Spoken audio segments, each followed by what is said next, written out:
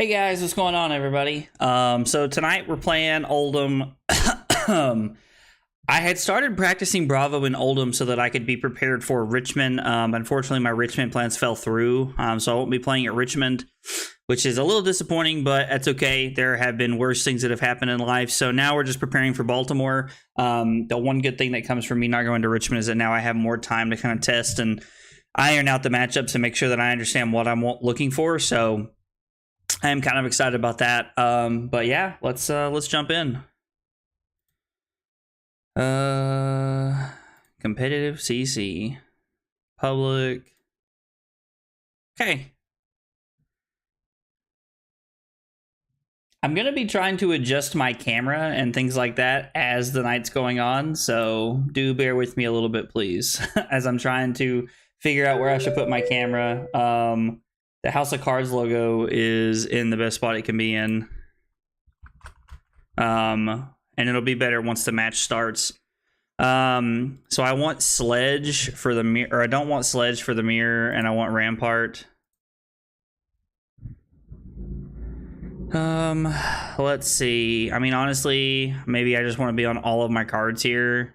Like, all of the cards seem pretty good. The one thing that I would say I don't like is the pummels.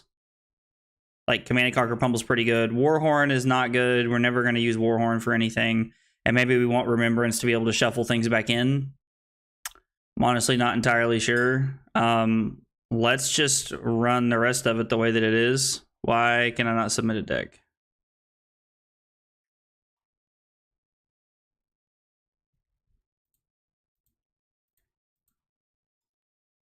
Now I can submit a deck. Oh, I guess I was waiting on my opponent. So we're going to take out the Warhorn because it doesn't really do much in this matchup, and we're going to figure the rest out as we go.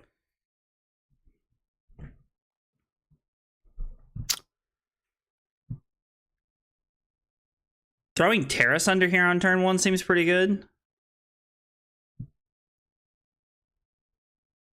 That honestly seems really good. Now, I do have to pitch both of my cards, which is pretty unfortunate, but we force them to either take damage. We're forcing them to take damage or... Actually, no, I can Arsenal my Channel Lake. I'm a moron. And we'll fuse. So this is cool, because they're either going to get Frostbites here. They're going to take 4 Frostbites, which is awesome. Which means they have to pitch 3 cards just to hammer.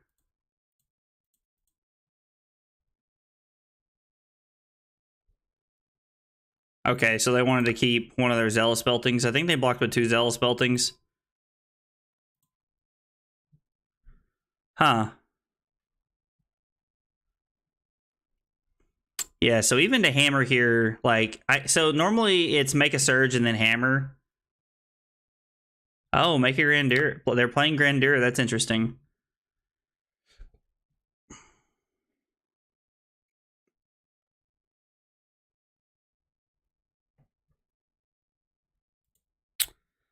I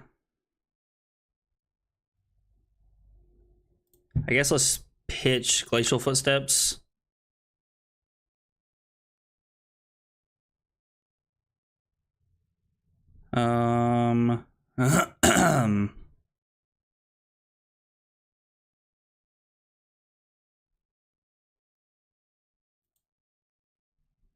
Yep, we'll play Peace of Mind and make a Ponder token.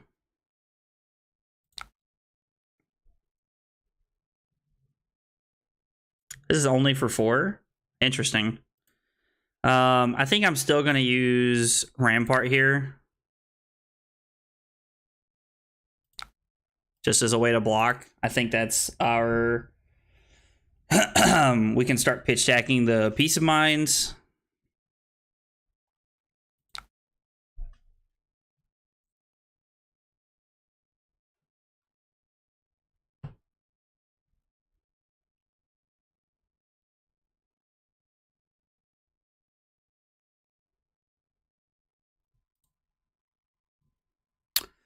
So now we're just going to throw Hammer. We're going to pitch the Disable, or I guess we're going to pitch the Autumn's Touch. I don't know, the 7 and the 8 versus the 8 and the 5 is kind of the same thing. This says with 3 or greater, so Yeah, we'll just go ahead and set this up. We're setting up a we're playing pretty well into the Terrace Under that we just put on the bottom on the first turn.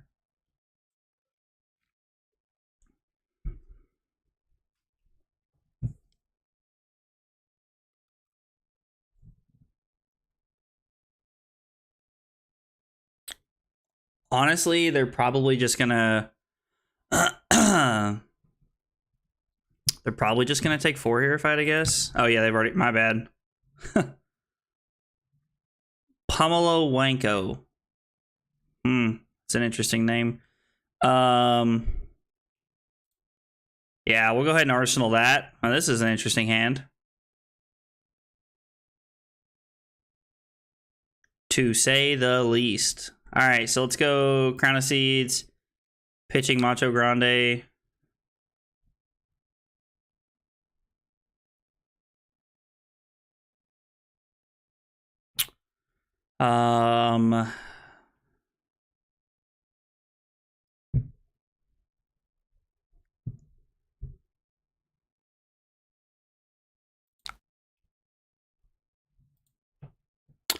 So we can go Sink, Respite, and Arsenal Spinal Crush. And then this is 4, 8, 12, 13, 14 here. I guess we're going to have to take 1. We can't pay for the Rampart just yet. I guess we could pitch the Spinal Crush to take nothing. I think pitching the Spinal Crush to take nothing is fine.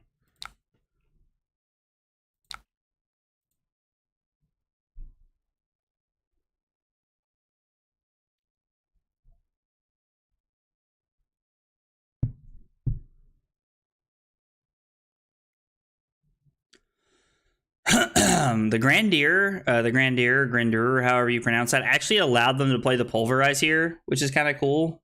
For our opponent anyway, not for us, obviously.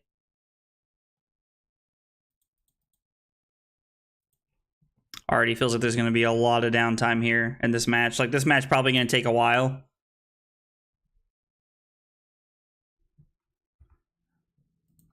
I wonder if I'm, like, lagging.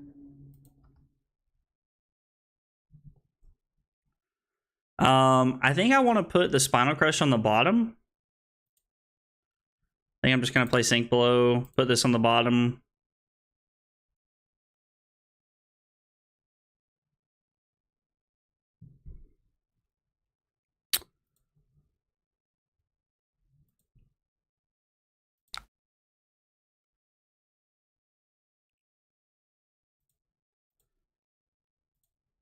This way we take nothing. 5, 9, 13, 14 from the Crown. So one of their best cards, we just covered up in its entirety. Now we don't have an arsenal, which is fine. Like, it's not the end of the world. Considering that we have the yellow Autumn's Touch here, we can set up a yellow Autumn's Touch Endless Winter Oldhim reaction, which will allow us to use the Rouse pretty effectively here.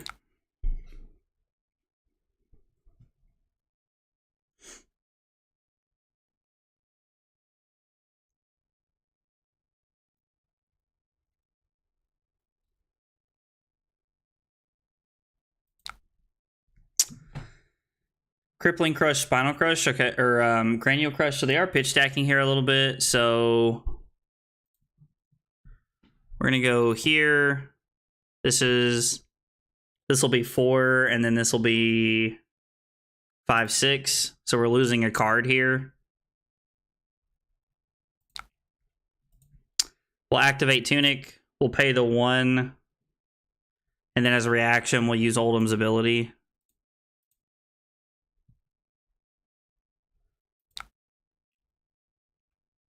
And we'll go Autumn's Touch, Endless Winter. We'll arsenal the Rouse the Ancients here. We'll set up for next turn. Being able to put the channel on the bottom would be a good setup for the Endless Winter here also.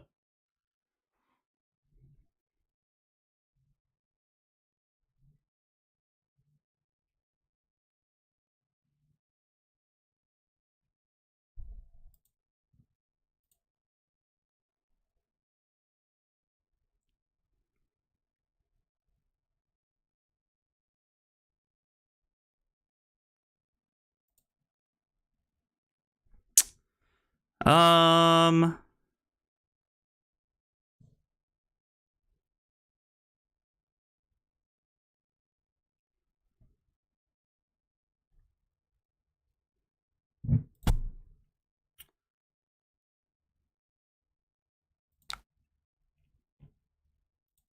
yeah, we'll pay for the Rampart.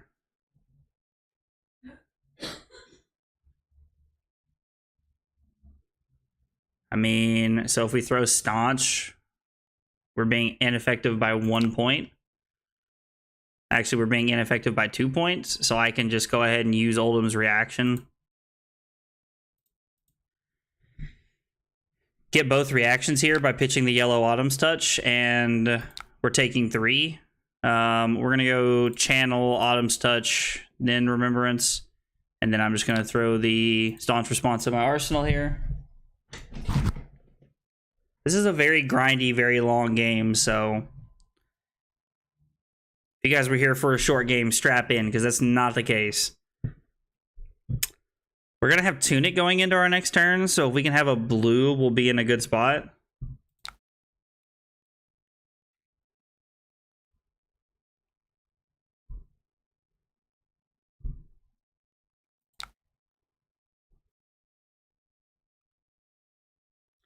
Trying to get cards out of his hand. So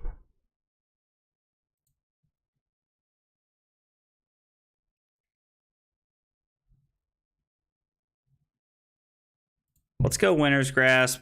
We did draw a red, which is pretty unfortunate.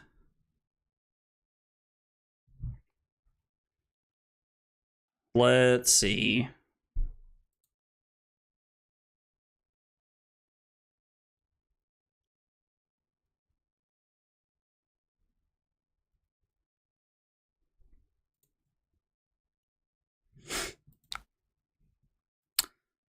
We are going to take 1 here off of the hammer. Not the end of the world. We can use Tunic and pitch the Pummel to play the Command and Conquer, which I kind of like. And then we'll keep the Pulverize here.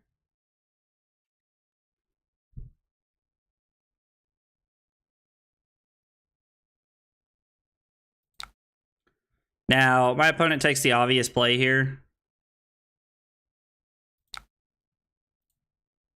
Yeah, I just wanted to arsenal that. It is worth noting that this hand does throw Pulverize, but we're probably not going to be using Pulverize this turn. Now, the 2 floating after they do that is a little disheartening, but so let's pitch Winter's Grasp to draw a card.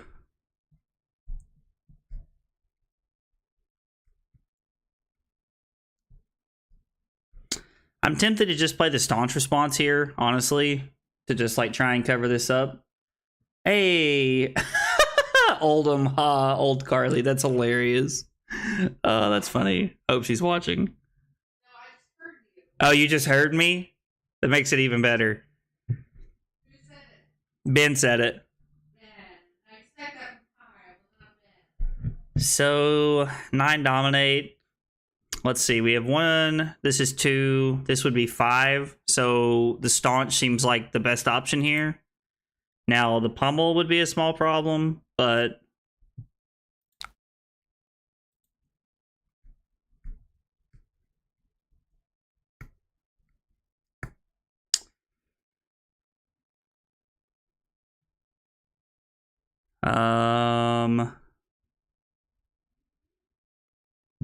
we can pitch inappropriately here, I think. Because this is for 13. We have 2 floating currently, and we can block 10. Yeah, we can just pitch wrong here. We'll take 1, and then our opponent has no ability. We're going to go Command and Conquer, Winter's Grasp, Debilitate, and then Winter's Grasp. Teabagging next time you're down. Thanks for telling on me. Teabagging you next time you're down at Fortnite. Oh, Oh, well, I go down quite regularly in Fortnite, so be prepared to have a good time.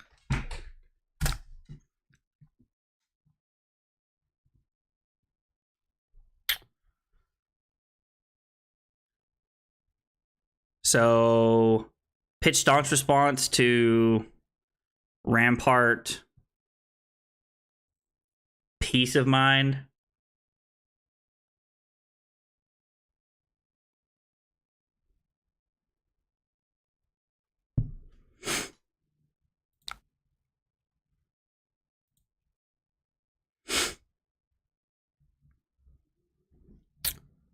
It's 5. I take 1. Or I can throw the Spinal Crush. I think I'd rather keep that in my deck and save it for late game. Yeah,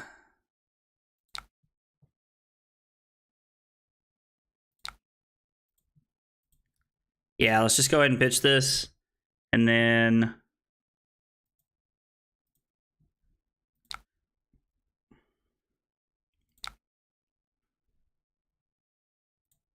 we'll go Spinal, then Staunch. What is that second GIF? Or what is that second, like, emote? I'm intrigued to know what that is. We're just going to throw Hammer for 4.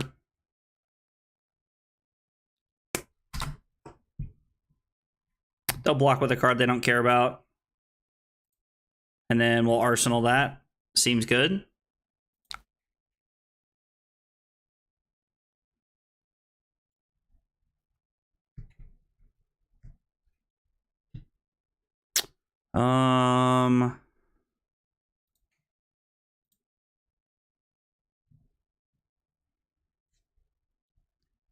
So I can cover it up and throw 10. It seems like a decent line here. It's the Fall Guys bean holding up a winning crown. Oh, that's cool. I wouldn't know what that looks like. Feels like we never win when we play. Self-burn. Those are rare. We'll just go ahead and play the Sink Below here. Kind of feels like a waste of a Sink Below, if I'm being honest, but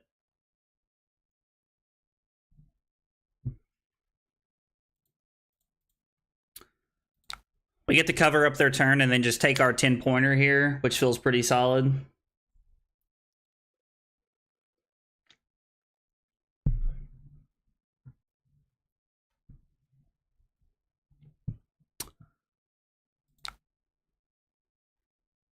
Oh, I was like, they're just going to take 10? Interesting. Getting rid of a Staunch here, awesome. Like, we got rid of a Staunch on something that, like, doesn't even really have, like, a serious on-hit effect. Like, it's just damage, so I'm happy to take that. This hand is not great.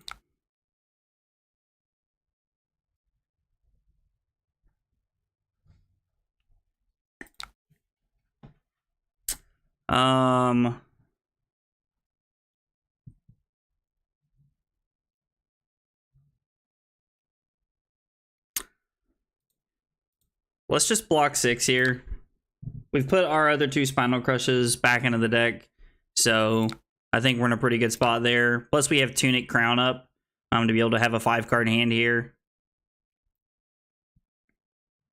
Our opponent has obviously played Bravo a few times because they are pitch stacking to try and, like, have a very late game setup against us. Like, pitching Rouse the Ancients and Crippling Crush together is very solid.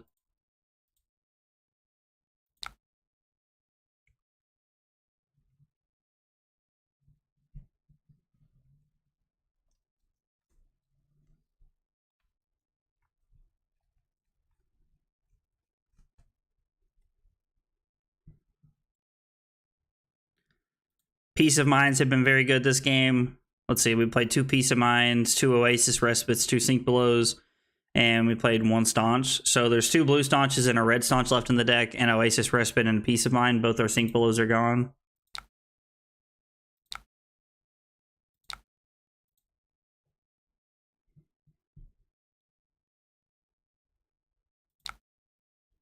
They're just going to keep throwing Hammer at me.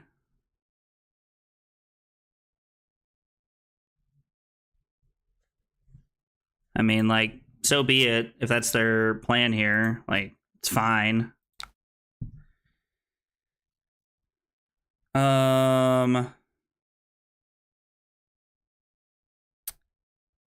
So we can pitch.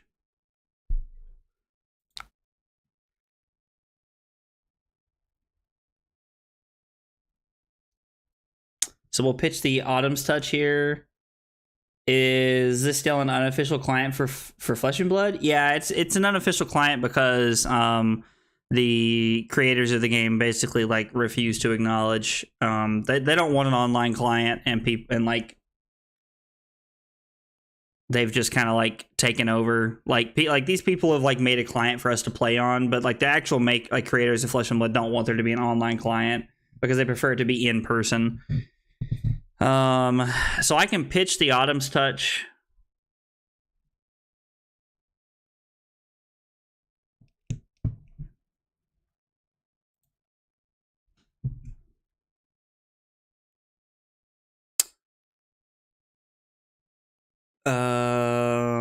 Yeah.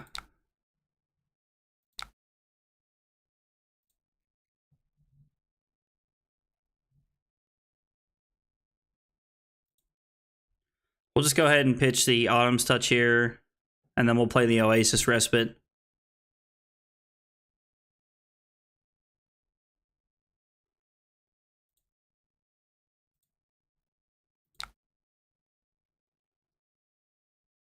Yes, Carly is definitely trolling with Flab.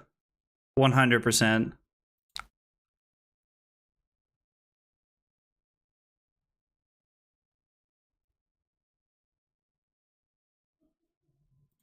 I can literally hear her laughing in the other room right now.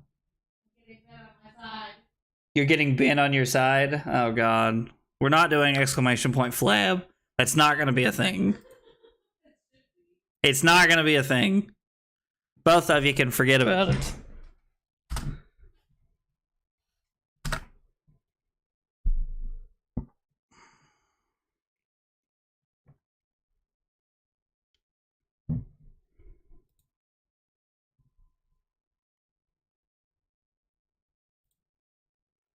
We'll pitch Terrace under.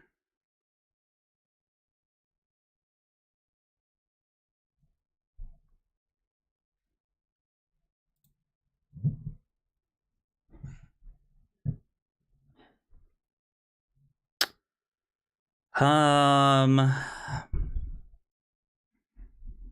like the idea of Winter's Bite into Thunderquake here. Seems like a pretty solid play.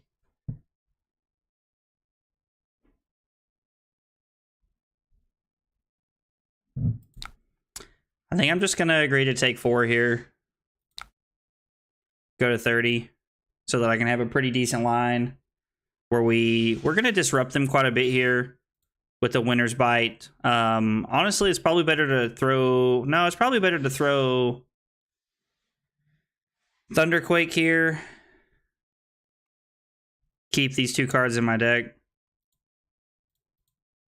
Not that the Cranial Crush effect is going to be super relevant later in the game, but it does seem good. Is Fab flabby today? Flabtastic. Oh god.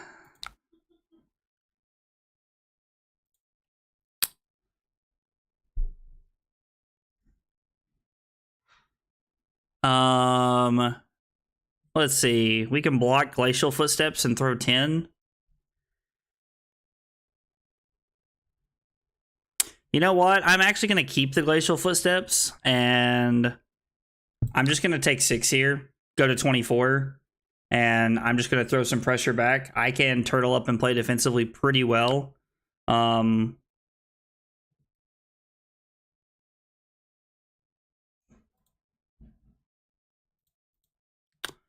We're just going to throw 10 at our opponent here. They probably, like, it's either a defense reaction or a pummel that they have in their arsenal. I can't really decide which, if you want the truth. Ah, get rid of that.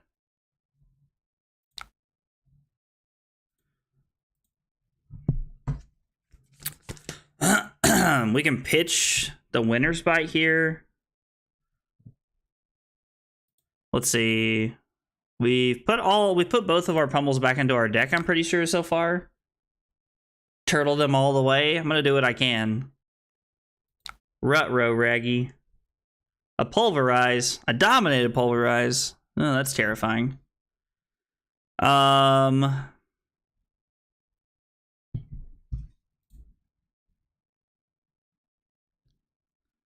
that's not what I wanted to do. Activate Crown. We'll pitch Winter's Bite because it pairs well with the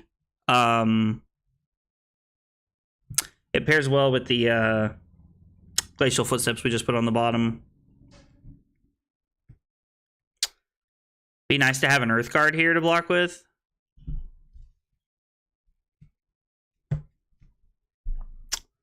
So we block Rampart.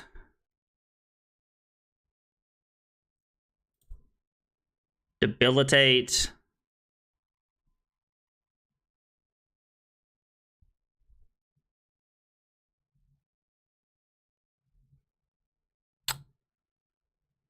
Yeah, I think this is, so we're blocking 3, 4, 5. Now, we want to take less if we can help it. So, pay 1. Pay 1.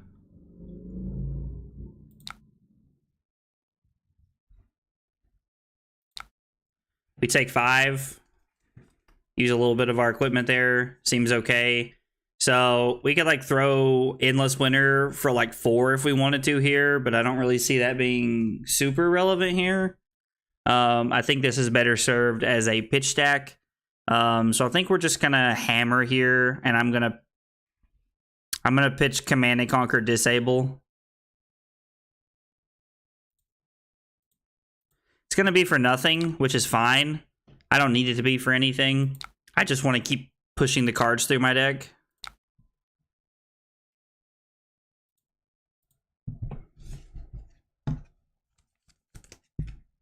Okay. They're just going to hammer for 6 here.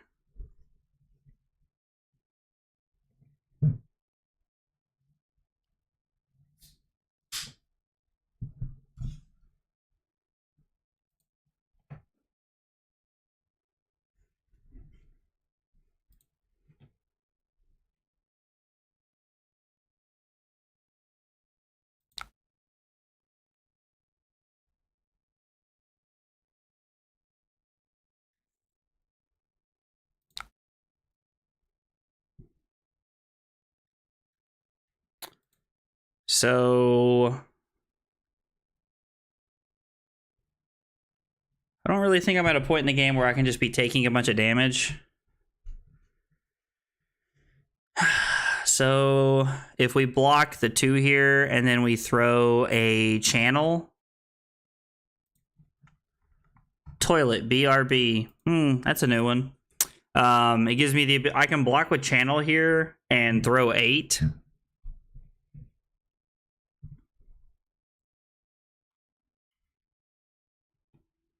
Or I can block.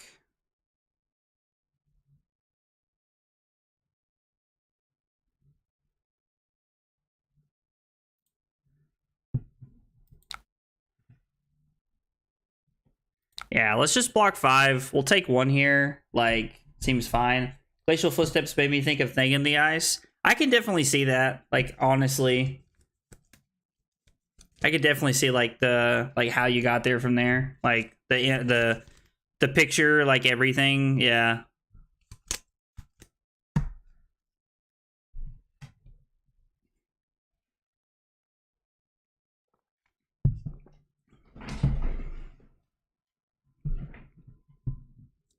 Well, our opponent went to the bathroom, so it's going to be a minute before they get back. Which is, like, fine. Like, my opponent told me what they were doing, and I'm very appreciative of that. Because not everybody would do that, so. Oh, wow, that was fast.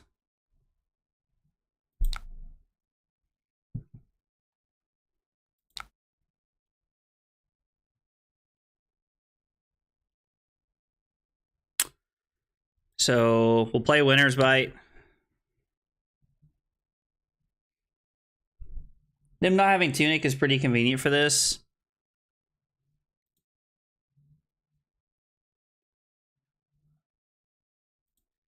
We'll go ahead and pitch the footsteps. I want the hammer to be for 4 here. Every point I can put on is better, and I can still arsenal the channel lake. Which means when I put it to the bottom, I still have the ability to... When I'm putting it to the bottom, I still have the ability to be able to fuse it with the...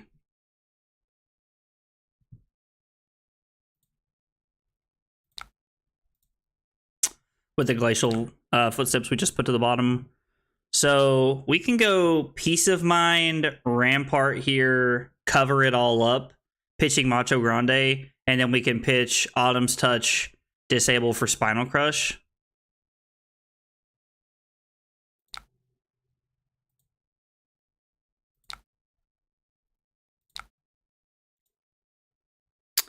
Actually, I think I want to pitch the Autumn's Touch here. I'd rather see that sooner rather than later here, so I think it's better to pitch the Autumn's Touch. I like this play because it allows me to cover up their hammer entirely.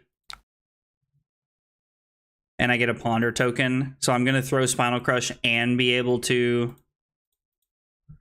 have an arsenal here, which is very solid.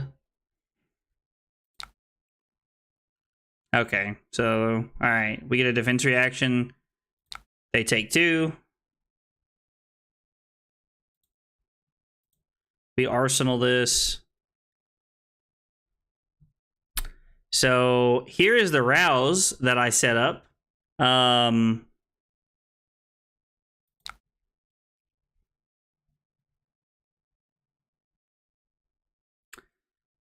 the question is my hand worth... Is me taking 6 worth rouse? I think there's another blue next. I honestly can't entirely remember. It's another yellow Autumn's Touch. It's not great. So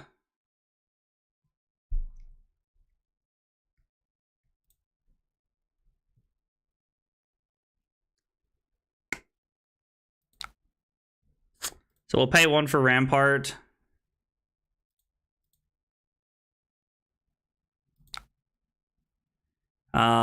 We'll go channel, then Autumn's Touch.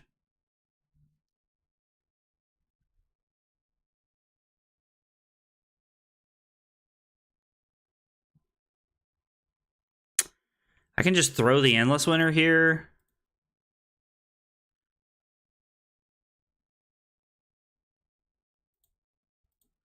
I think I'm better off just throwing the hammer from where we're sitting at right now. Thing in the Ice was my nickname in high school, was it? That's funny, because that card didn't even exist then.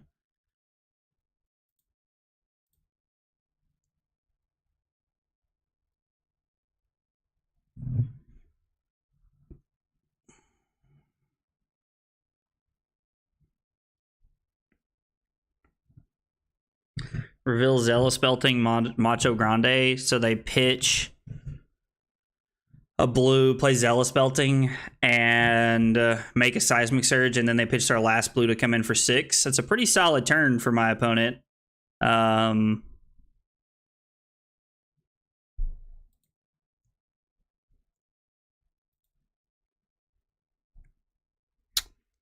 So...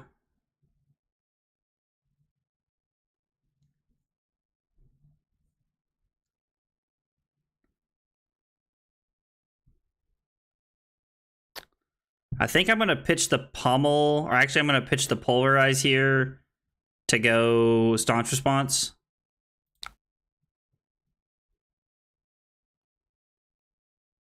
Cover this up, we'll keep our crown. We'll put the Polarize on the bottom first. Who's got the edge right now? You or them? Honestly, it kind of feels like they have the edge, if you want the truth. I think they pitch stacked better than I did. And I think that's put them in a better spot. That's like my very quick evaluation of how the game is going so far.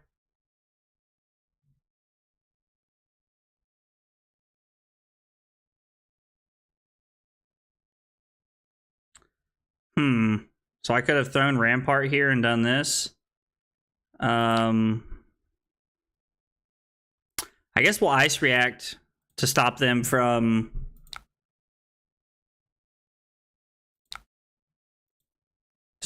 coming in with a hammer there.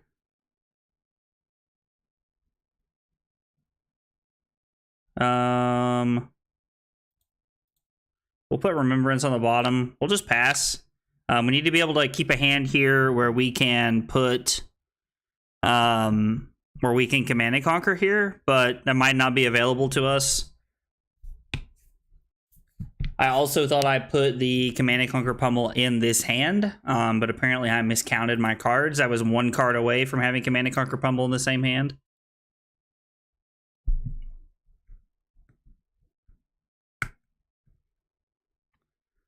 So I can go 3, 6, 7, 8, and take 3.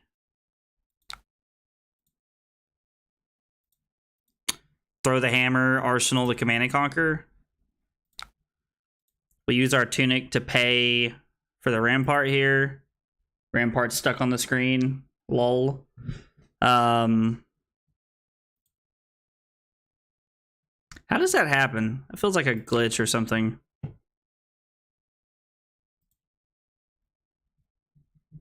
Hello. Thank you.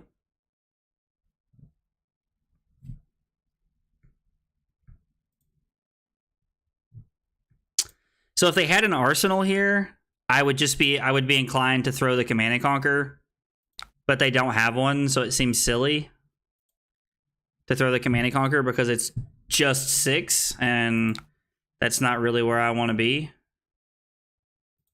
So how many pummels have they played?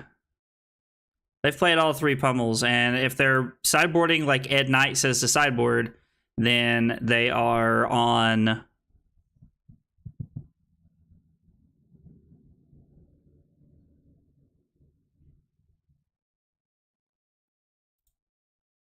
If they're boarding like Ed Knight says to board, then they do not have the blue ones in their deck.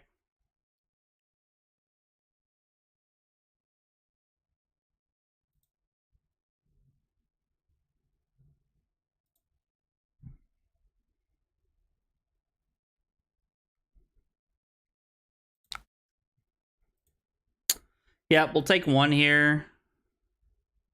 I mean, we could Ice React here. And then... yeah, I think I would rather just throw my Spinal Crush here. We've set up a good hand here to have Spinal Crush. They have double defense reaction. I was like, they have to have 2 defense reactions, right?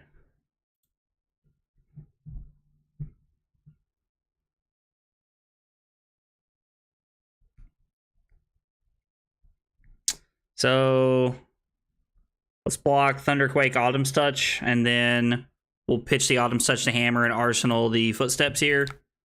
So they do get us on cards here, but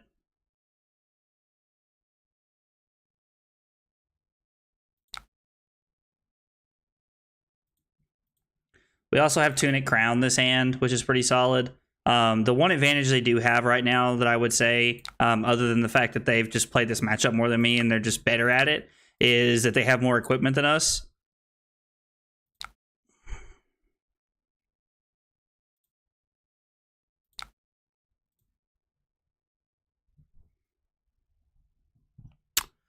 So I could go Rouse, reveal these 2.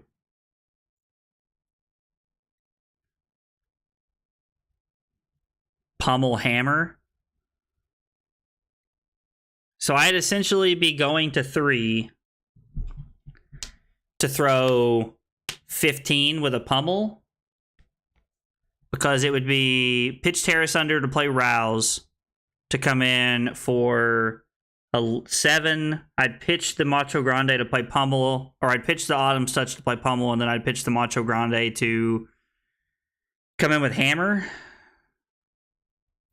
It's a little aggressive, and I'm not sure if it's correct here if you want the truth, but I think we have to try and flip the script in some way here at some point, so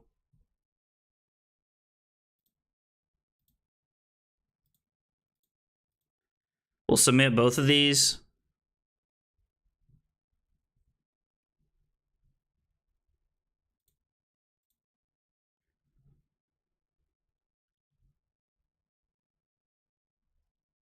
Okay, so this blocks 6.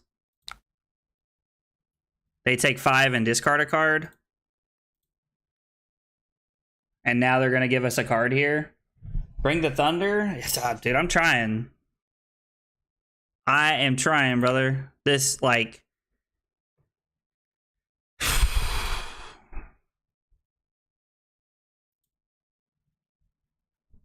This doesn't feel entirely great from where we're sitting.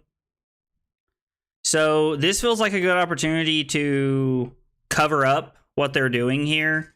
We can block Choke Slam, pitch the Cranial Crush, or I'm sorry, pitch the Glacial Foot, pitch the Macho Grande. So we'll block Choke Slam, pitch the, and Rampart will block the Macho Grande. We'll pitch the Glacial Footsteps to come in with Titan's Fist, and then we'll Arsenal the Cranial Crush here. I think that's a fine line of play. It costs us 1 card to cover up their hammer, and it costs them 1 card and a point. So they can't cover up our hammer, which I do like. I think this late in the game, I do think that...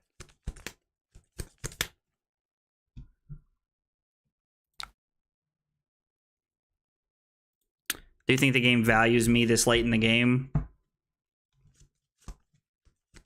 But they do have 4 cards. That's tough. Well, the good news is that they can't throw that Crippling Crush. We'll pitch the Winner's Bite. We have an Endless Winner.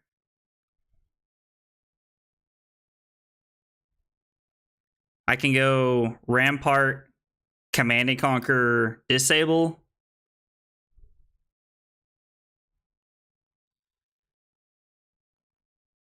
Because we're not keeping... If we're keeping anything, we're keeping 1 card here. And I honestly don't think we're keeping anything. So we go...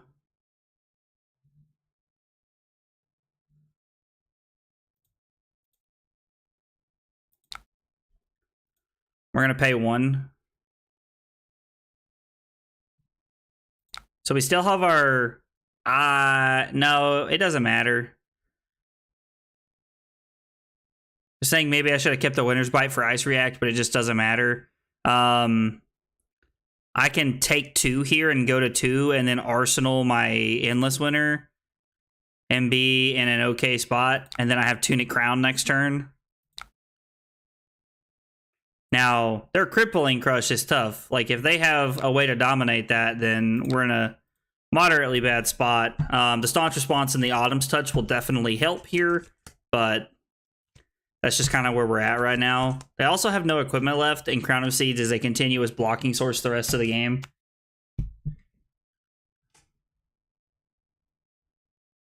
I do have blue pummels in. I find that interesting. They're obviously not living by the Ed Knight school of thought. So let's go Tunic Crown. So if I pitch 4, I can staunch for 8, 9, 10. And then I can Earth React for the rest. And then I can throw throw Hammer or Arsenal here.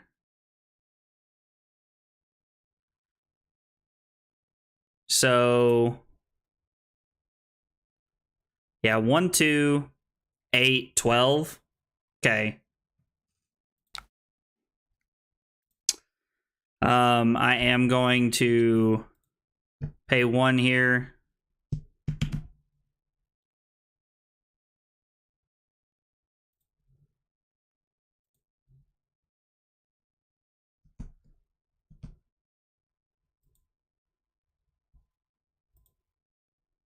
I must have miscounted somewhere on how many resources that took. Although, did very effectively cover that up and managed to take nothing, which I do think is very good. We'll go Autumn's Touch. Grande. Now, we don't have Crown. Gosh, they're playing 3 Pulverizes? That's the 3rd one they've thrown at me this game. Yeah, I mean, that's going to be it. So we'll go 1, 2.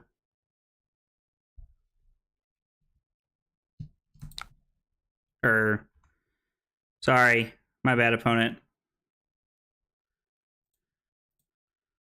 We'll go 1, 2. Throw channel. Pay 1. And we'll take 7 and die. Yeah, so my opponent just pitch stacked better than I did. They've just played the mirror more than me, I think, honestly. It's kind of what that came down to. Like, the fact that they're playing 3 pulverizes is also very interesting. That's not something you see very regularly. Where can I see the timer? I don't even know what that does, but there used to be a timer on the game that you could see somewhere. Like after the game, it would tell you that, and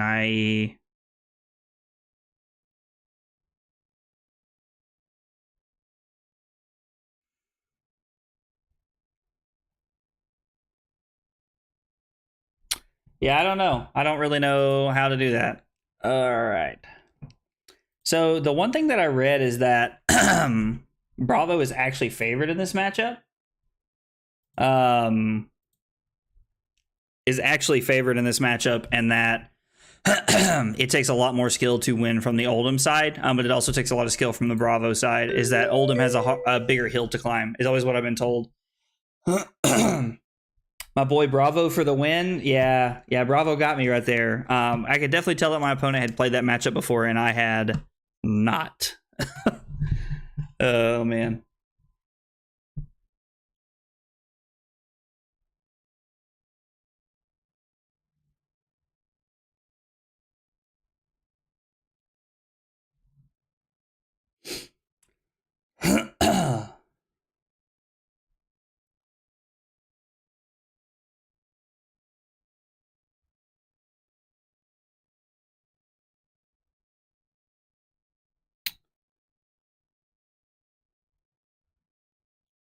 Hopefully this one goes better than that one.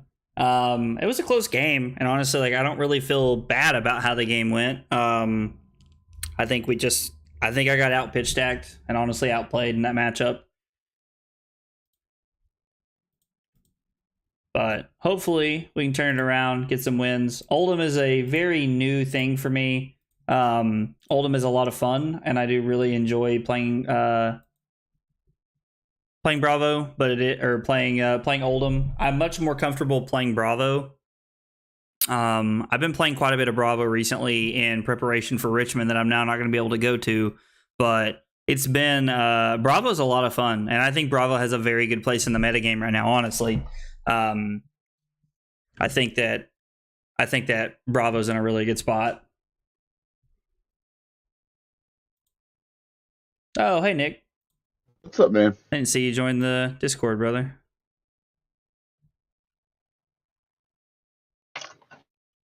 You doing all right? Yeah, you? Yeah, man. I cannot complain.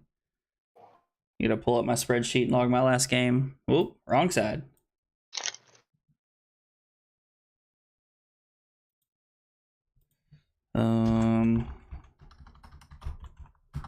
You wanted to play some? Yeah. I'm down. I like it. I'll play Oldhim. I'll try Oldhim. Nice.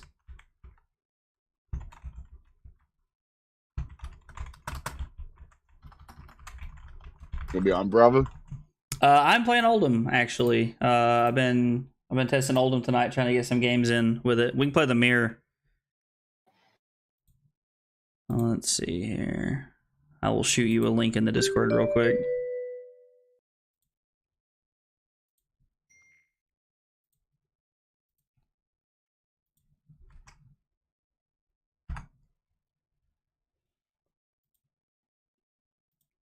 I just sent it over to you whenever you are ready. So in the mirror, we definitely want Sledge. We do not want the Warhorn in the mirror. The Remembrance and the Polarize are pretty good. And I think we want all of our defense reactions. I don't think there's any cards that we don't want. You might be able to cut Red Chokeslam in the mirror. I'm honestly not too sure. I don't think you want to be cutting Red Choke Slam. I mean, it's just a good card. Can you send that invite again? It didn't show up in my inbox. Oh, it's in the it's not in the general chat that we're in right now. Let me copy it. Send it again. I just sent it like to the actual like the general chat in the voice channel. Yeah, I showed it. I see it. New UI is trippy. Yeah, the new background is pretty interesting, honestly. I kind of like it, if you want the truth. It's taken me a minute to get used to, but I do kind of like it.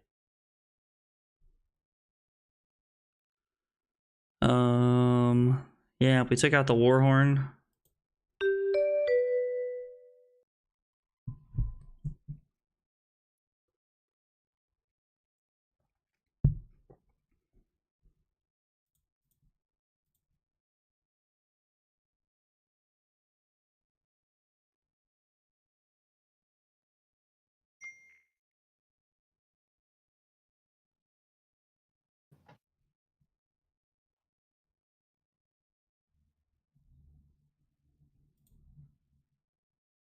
Blue run in the mirror.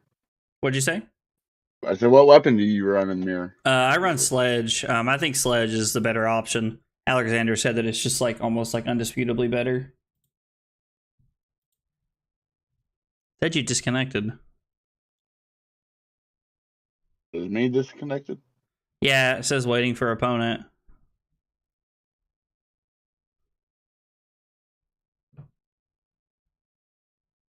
That's weird.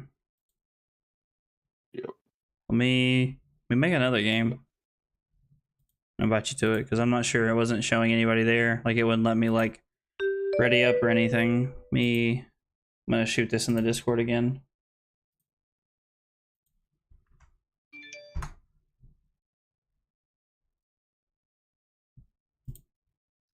All right, I just sent the new link. Yep, I'll go first. Sledge, crown, crater fist, legs, tunic, cut the warhorn, and let's do it.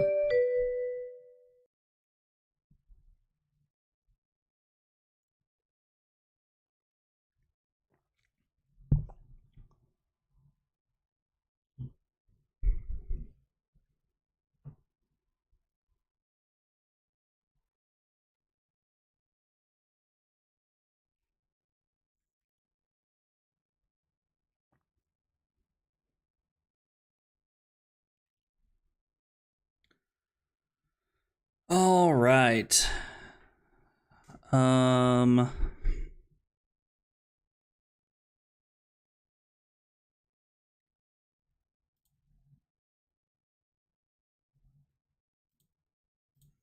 Let's throw Sledge.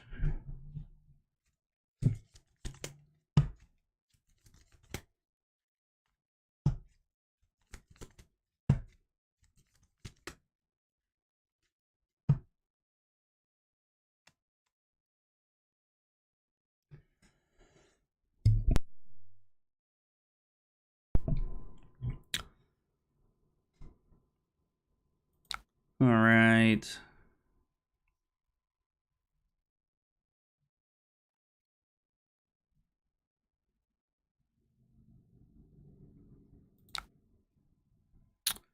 Ice React, so we'll throw that on top. And that, arsenal that.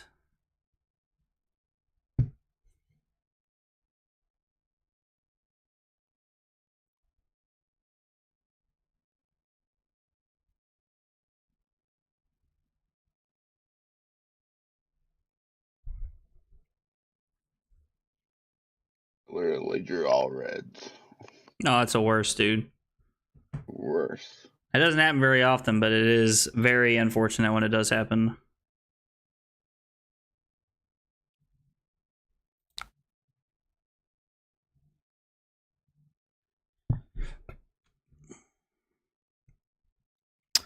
I guess I could.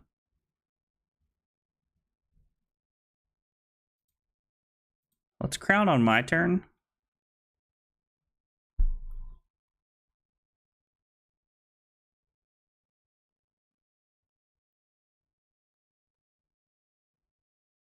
Hmm.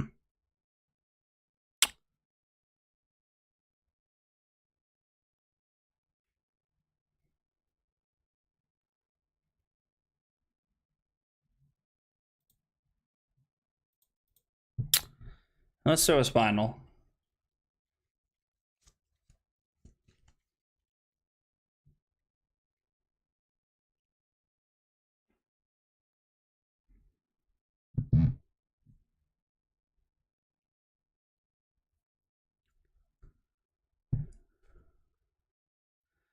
I like pitch stacking a defense reaction, a earth react, and an ice react all in one hand. It gives me a very good grip of. It gives me a very good. It gives me utility when we come back around the second cycle here, and I do like that. The idea of having utility is very important.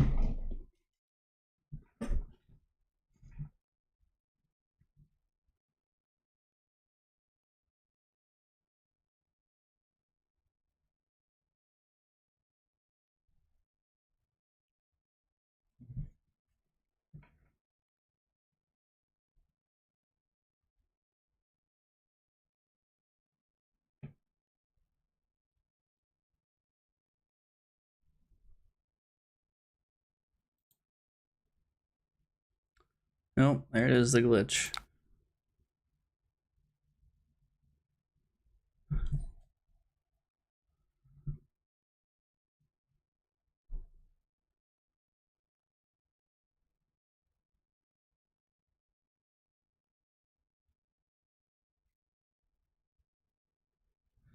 Sink below and crown.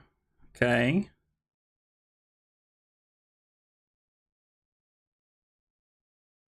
So, well, peace of mind, autumn's touch, winter's bite, arsenal that.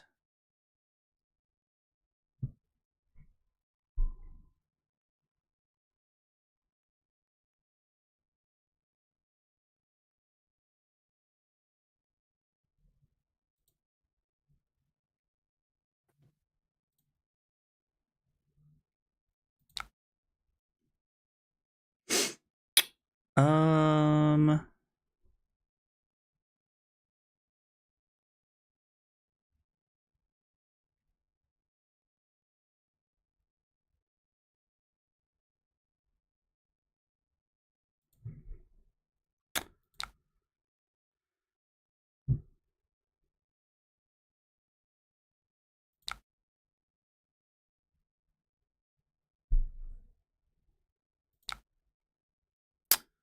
so we'll use peace of mind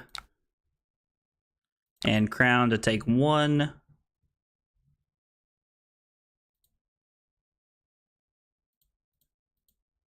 And we'll come in with sledge. Our ponder token from our peace of mind allows us to still have an arsenal, and we have tunic up, so we have tunic crown going into our next turn, which feels pretty good.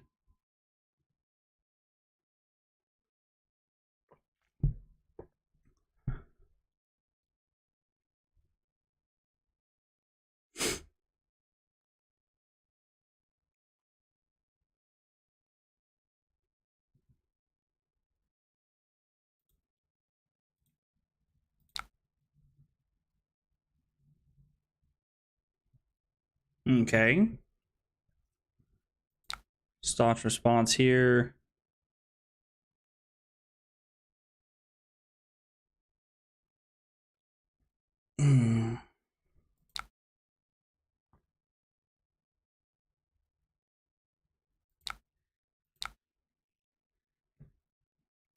Oasis respite, touch.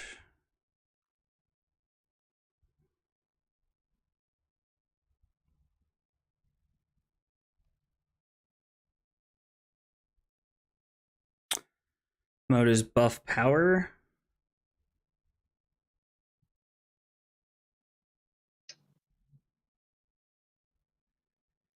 So E-Strike's coming in for 7.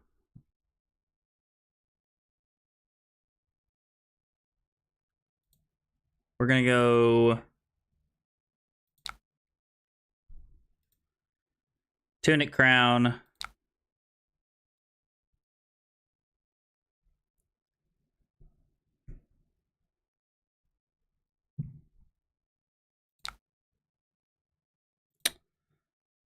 We're gonna block 3.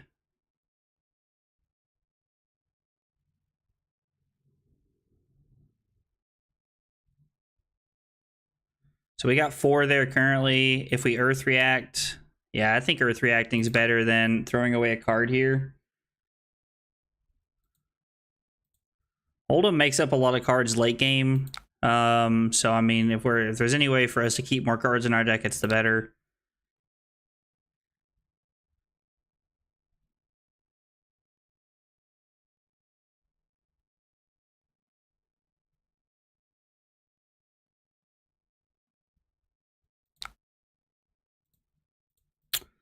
We'll come in for 6 here.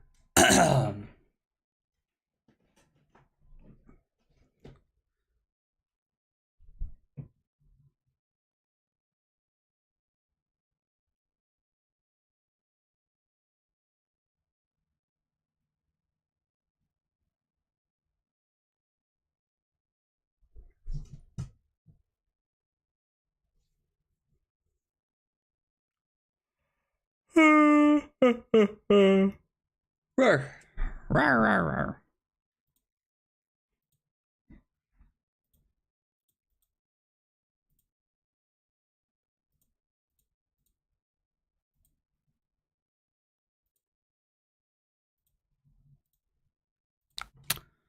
Command and Conquer and a Disable. Okay. So we're getting some good red cards here out of the deck, which is pretty nice for us.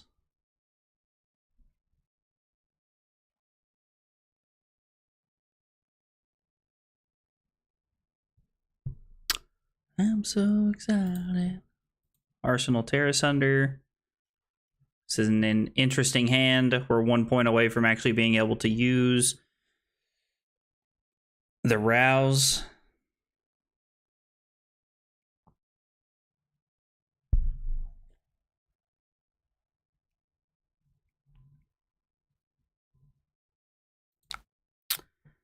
Nick's just going to pass. So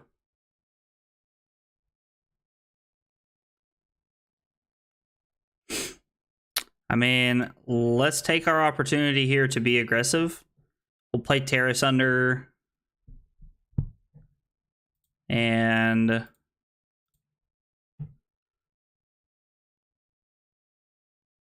we'll come in for 7 Dominate. On hit, discard 2 cards, which is pretty nice here.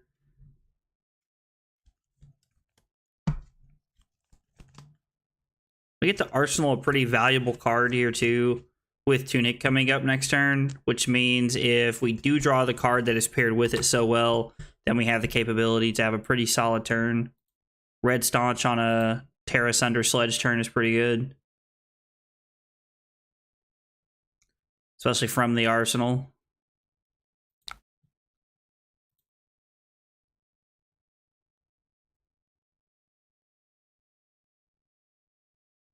Based off of Nick not coming in with a hammer at all last turn, we knew his hand had to be double red. Because if Nick would have had a blue, he would have played the blue, used Tunic, and came in with the hammer for 6, and then Arsenal the Staunch, which would have been a really solid turn. So we know there's at least 1 more red in his hand. Now, granted, we have no way of knowing what that is this early in the game. I just can't hide it. Let's go Blue Autumn's Touch, Yellow Autumn's Touch, Rouse. And then that way we can like pitch the Thunderquake this turn. And we'll have a hand that allows us to play the Rouse. Because our next Rouse hand will be I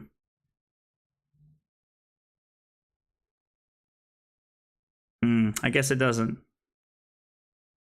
Yeah, I messed that up. I needed to be able to. I needed to have a blue in there somewhere, or a card that is worth. Like I needed a. I need to get a different card in there. So we're coming in for 10 here. Let's go. Crown. We'll start with the crown.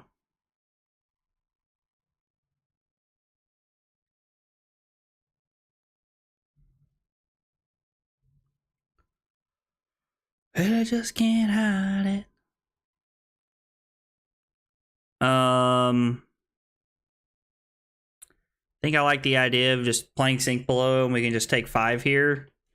And then on our turn, we get to use Tunic to come in with an attack and then arsenal a card anyway.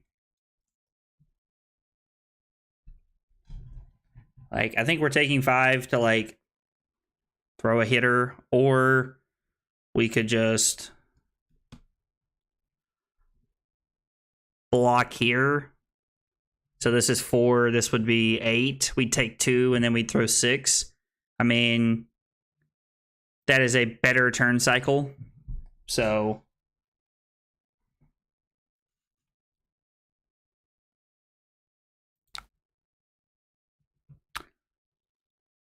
we'll go Sink Below.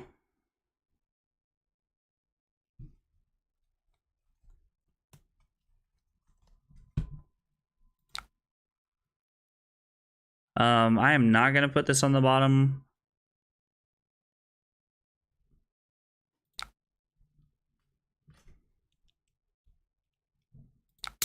So we take 2, go to 36 here.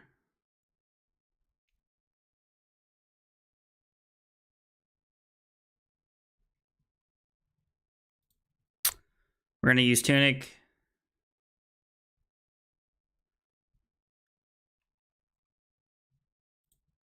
We'll come in with the Sledge. This way we still get to arsenal a card. So we're leaving ourselves in a pretty decent position here.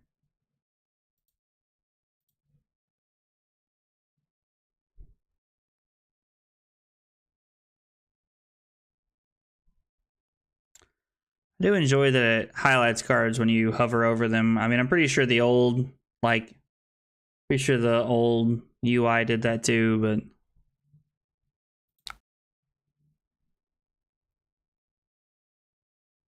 Ice React here. Okay. So next gonna take 6 for an Ice React. I honestly think I'm okay with that exchange. I'm not sure. I guess it depends on what Nick's hand looks like, but that feels like an okay trade for me.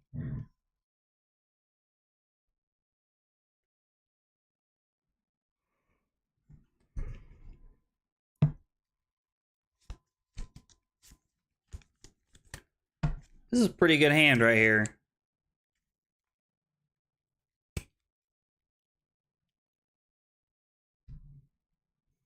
Knowing that this is just a Sledge, I'm honestly just going to go to 30 here because my swing back is very good. It's 8 points with a on-hit effect.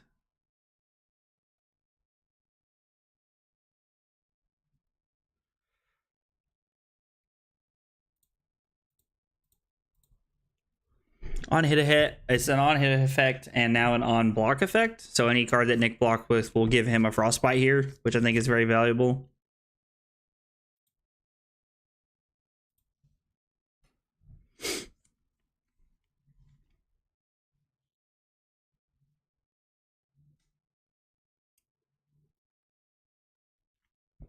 I have to get more water after this game. If Nick decides to not block and just take 8, our Endless Winter has now given us a 5-point life advantage. It is worth noting that this play is only so good because if Nick blocks 6, he takes 2, goes to 31, and then if he has 2 blues left in his hand, he still gets to throw Sledge.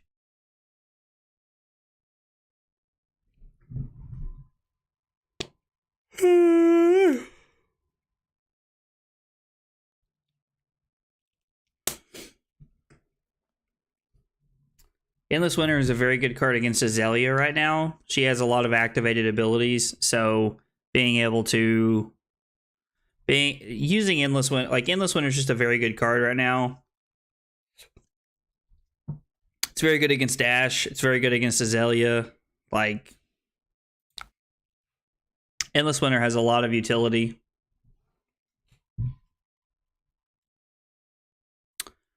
And I just can't find it.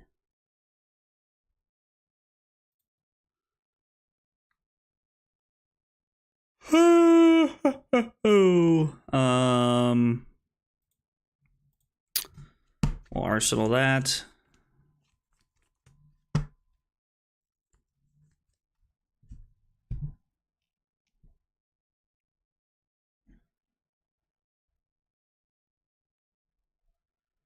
So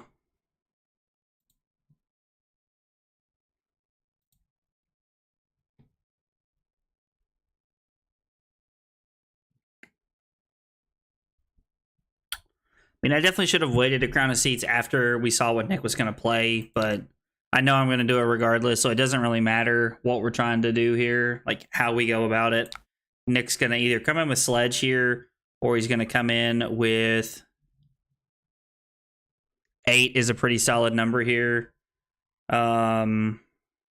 So this is 9 Dominate. I have 1 Prevention floating.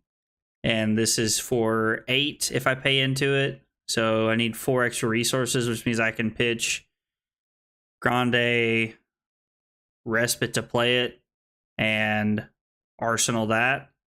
Actually, I think I'm better off pitching that and arsenaling this. So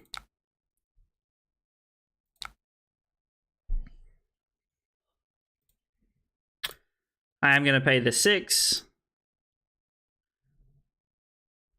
Blue Staunch here allows me to cover up everything, which is very nice. You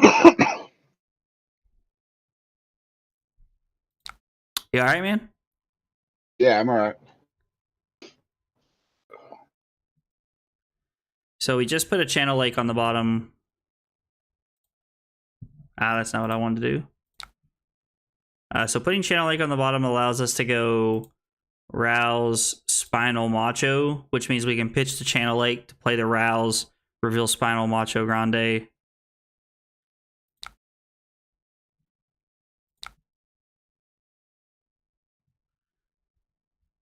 And then we can come in with a Sledge. So it's a pretty solid turn. This might be one of the worst hands I've seen today.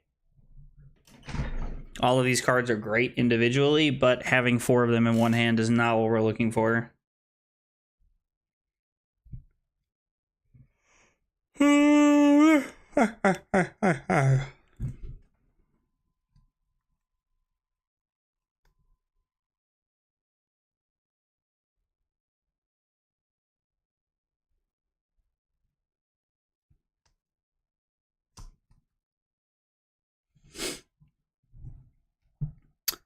Spinal Crush. All right, well, let's start here. Let's put that on the bottom. Hopefully we draw something good.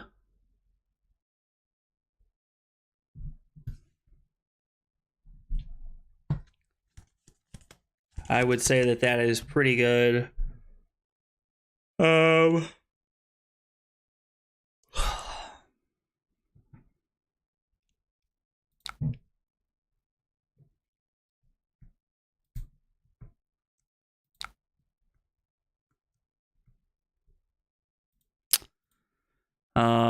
I'm gonna go ahead and play this because this will give us a full coverage of 8, which means we take 1.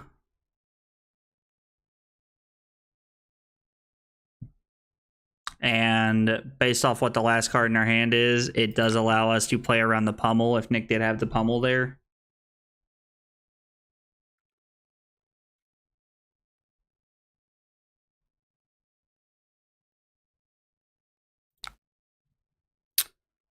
We'll go Glacial, Winter's Grasp.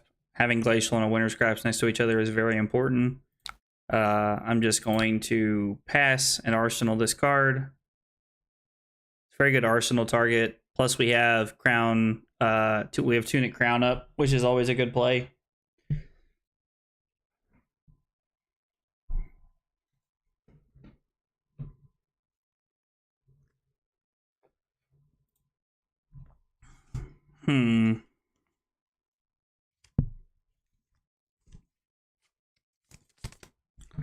It's what I would call another not so great hand.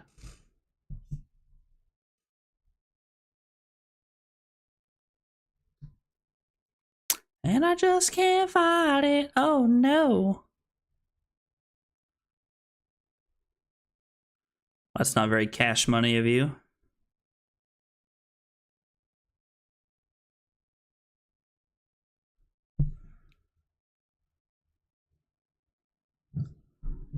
Well, I think we're looking at Tunic Crown to start. I think that's just how bad my hand is.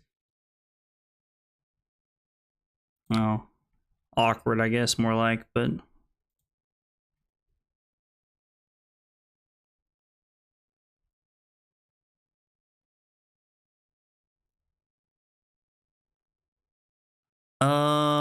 So...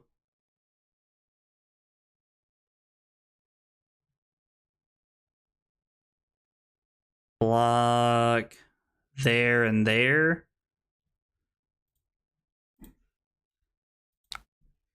And hope you don't have that. Would have been a heck of a time for an Earth card. I mean, like, I guess I could have blocked 6 and kept the peace of mind that was in my arsenal there to try and play around that. I think I'm just going to go ahead and discard this. I think Sink Below is worse than any other card in my hand right now.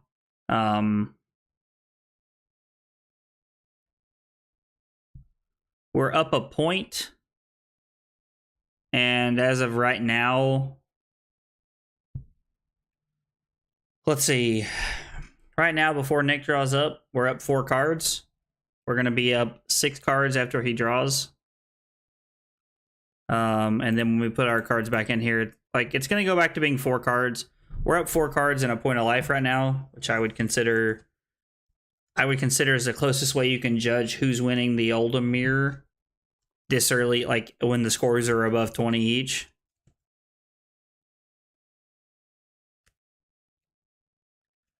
And I just can't hide it. Ooh.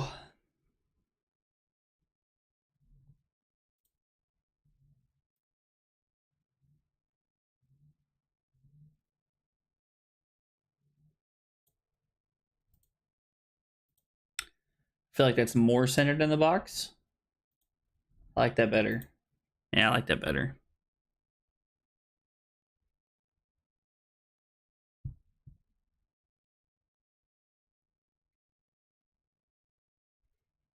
He's trying to Tunic Crown before blocks.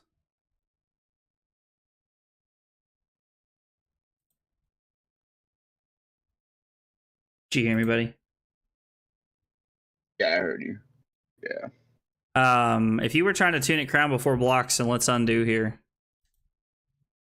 Well, I was just trying to tick up Tunic. Well, let me undo. There we go. Yeah, so when I do this, now's when you want to use Tunic if you're going to use it before blocks.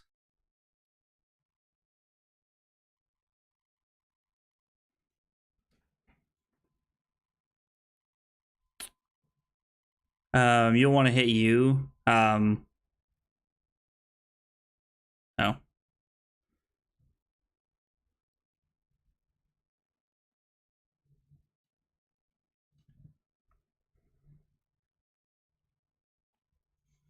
Oh, Brothers in Arms.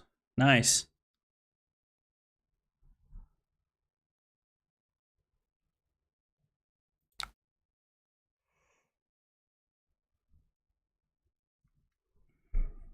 So Nick takes 1 here and still gets to have 3 cards left.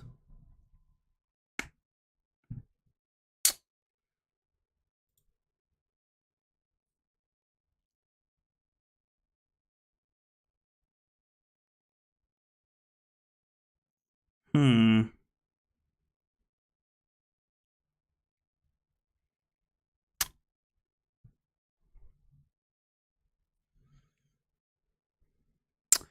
So the options are play every card in our hand,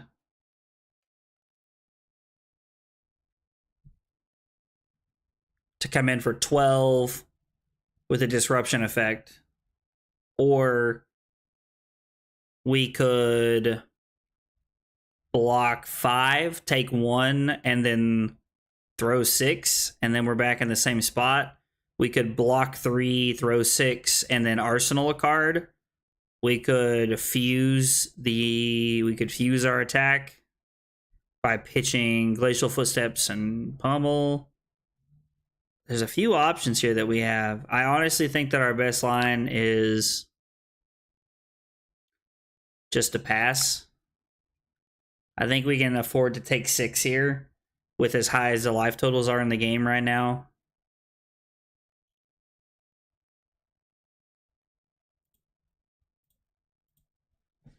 So let's come in with Endless Winter. We don't have a fuse, unfortunately, but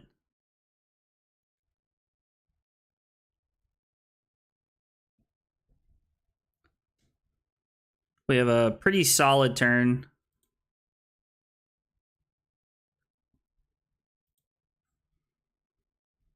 Oh, Insidious Chill.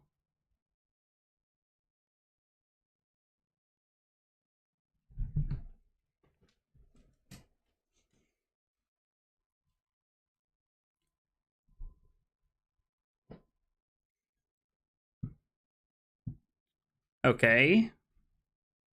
Nick plays Peace of Mind.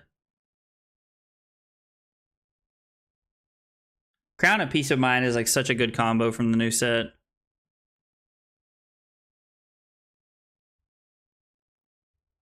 I mean, yeah, we're just going to play it here. Like, I don't see a reason to not play it. Pushing the pummel through here is important. Right now, with the way reactions are, or with the way the board state is set up, Nick will prevent 5 of the 12. So he takes 7.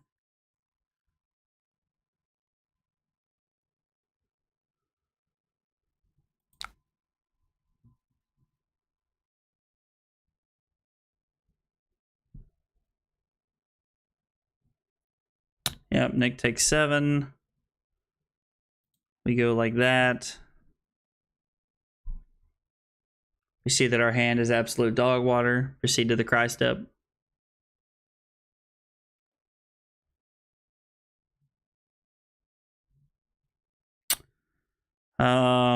Nick passes.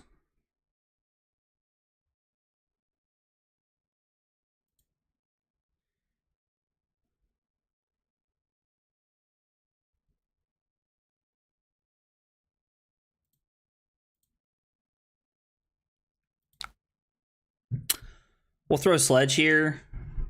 Our 3 of our 4 cards being reds here kind of hampered our turn a little bit and what we were able to accomplish. So I think throwing the Sledge is our best bet.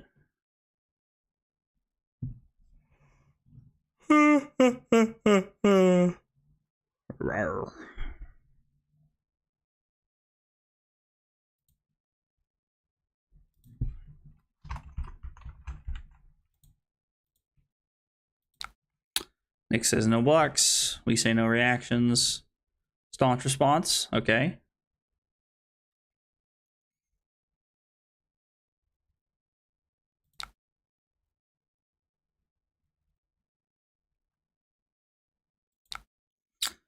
It covers up a Sledge.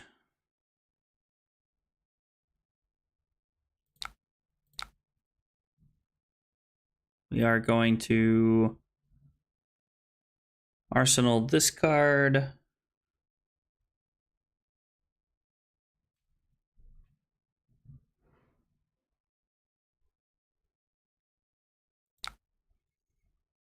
Nick activates Crown of Seeds.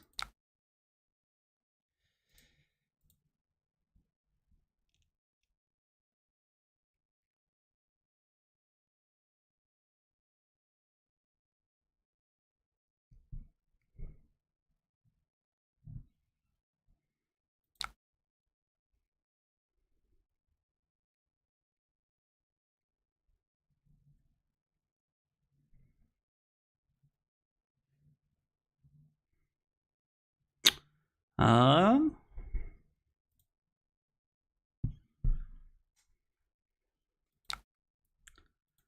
I guess we'll start here.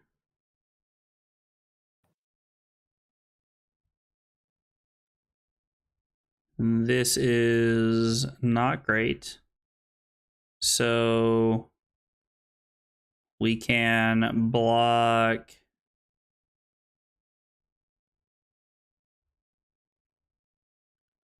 I think it's better to block here and here. We're definitely blocking with that. And yeah, we're going to block with this too. I think keeping our life lead here is important.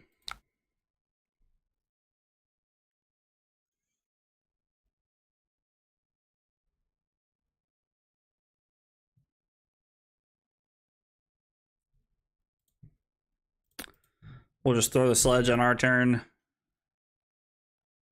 Trying to set up for a good second cycle hand.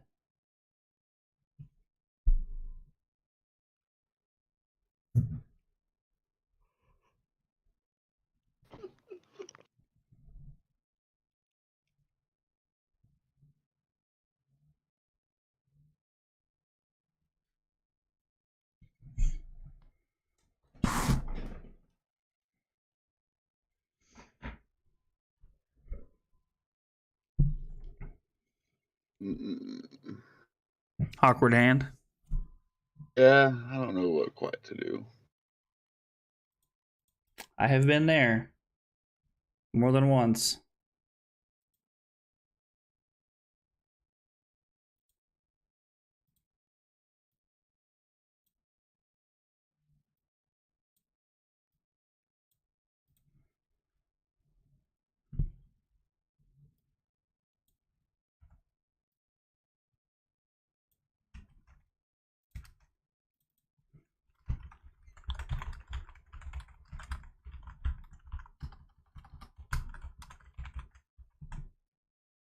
That is not how you spell nine, Zach.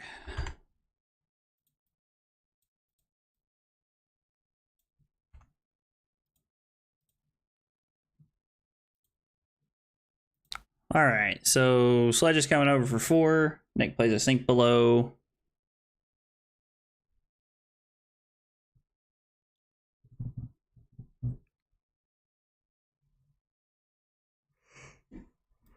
How many Command and Conquers is that? All 3 Command and Conquers from you? How many have I played? I have 2. I think I'm blocked with both of them, honestly.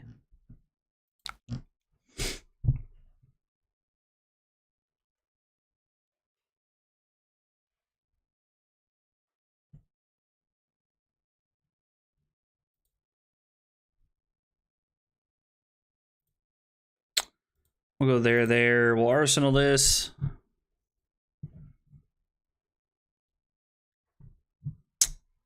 I mean, this is a pretty good hand to just take 1 here. Yeah, I think it's fine just for us to take 1 here. There's no threat of pummel or anything like that.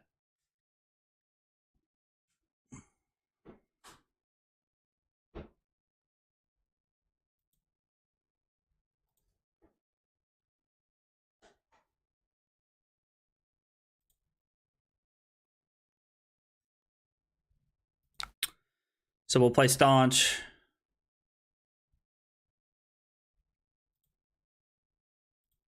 We'll go ahead and use the Ice React to get that last card out of Nick's hand.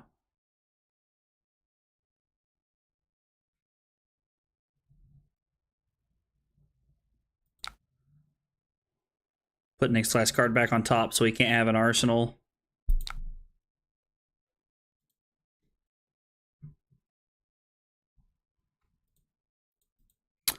We'll swing the hammer for 6 here.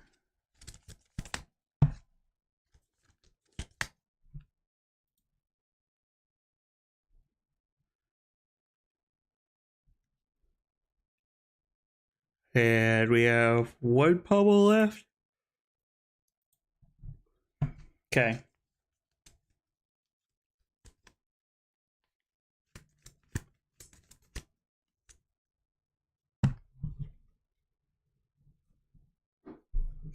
And I just can't hide it.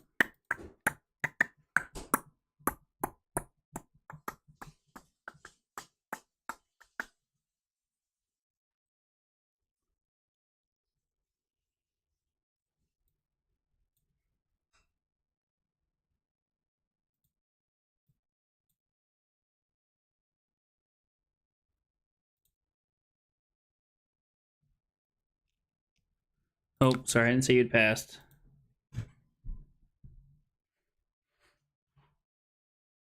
Yeah, Earth Reactor. Okay.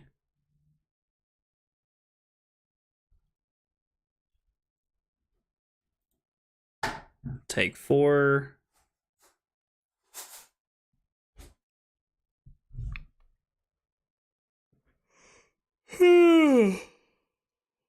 Lord.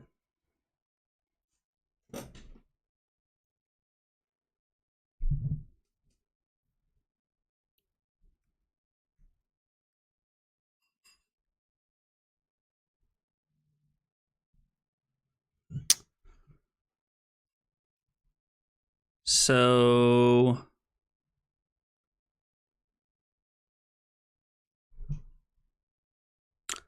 this is one of those times that I think it's okay for me to just go to 13 here.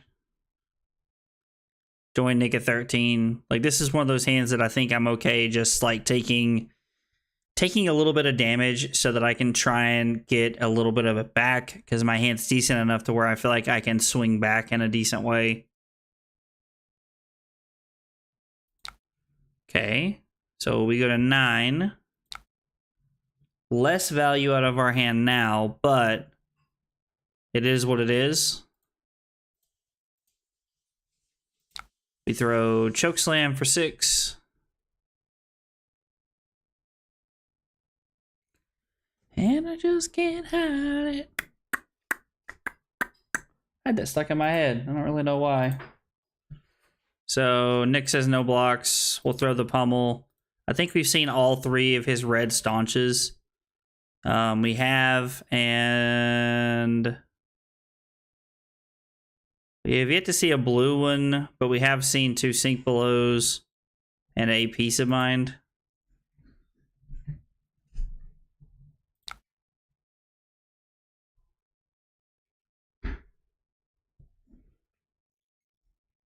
Okay.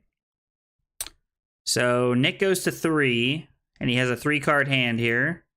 And he has played 2 pummels, so there's 1 left somewhere in his deck. Pretty sure we have our other pummel in our deck somewhere. We'll go there, then there.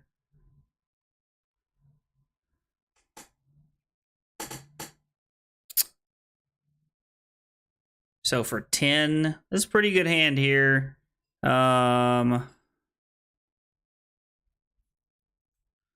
We can pitch this to play this and then just come in for 6. I think that's fine. We're taking 3 to be able to swing 6 back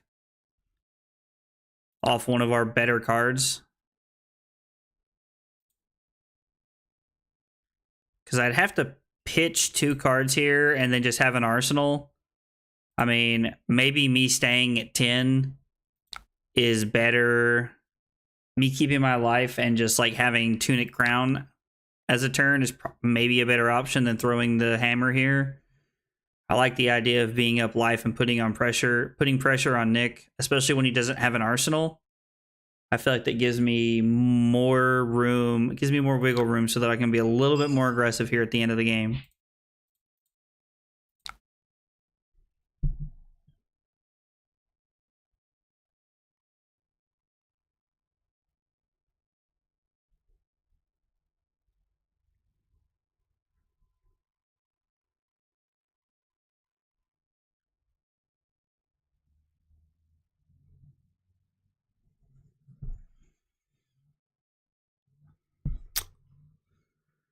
The good news about our life totals and the hammer at this point in the game is that we are guaranteed to get cards from Nick.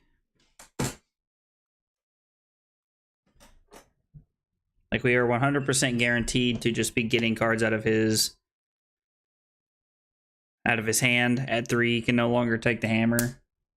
You swing, kind of take up 10 before you swing. Oh yeah, that's fine.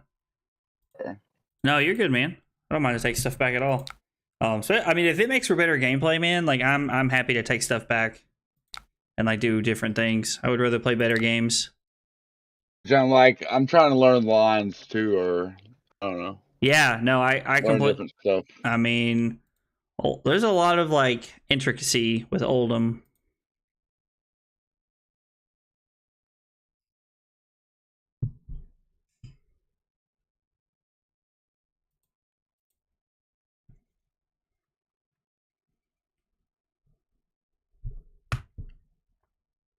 And I just can't find it.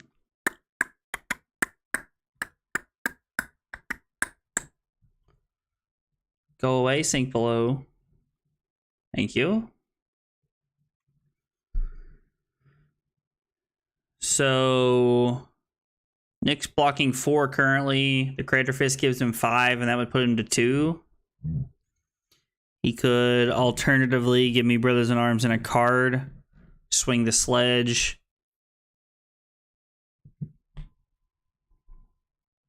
Okay, so Nick covers up the hammer to stay at 3, which means the odds that he's going to swing hammer back is pretty high.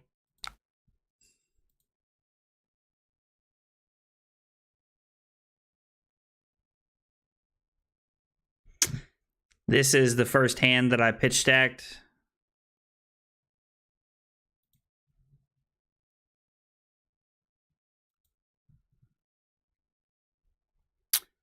Mode is buff power.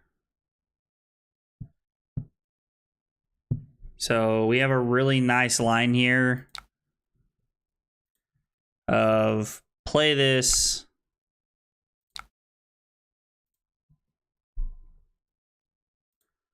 We're going to pitch this to pay for this.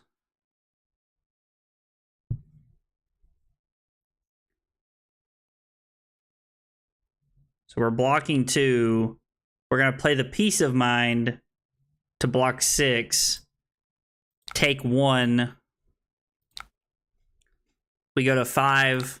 We get to throw our hammer and have a ponder token. So we're getting to come in for 6 with a ponder token, which means we're still guaranteed an arsenal, which means Tunic Crown is up, which is very good for us. It's also worth noting that we're now up 7 cards. Earlier we were up 4 cards consistently every turn, and now we're up 7 cards.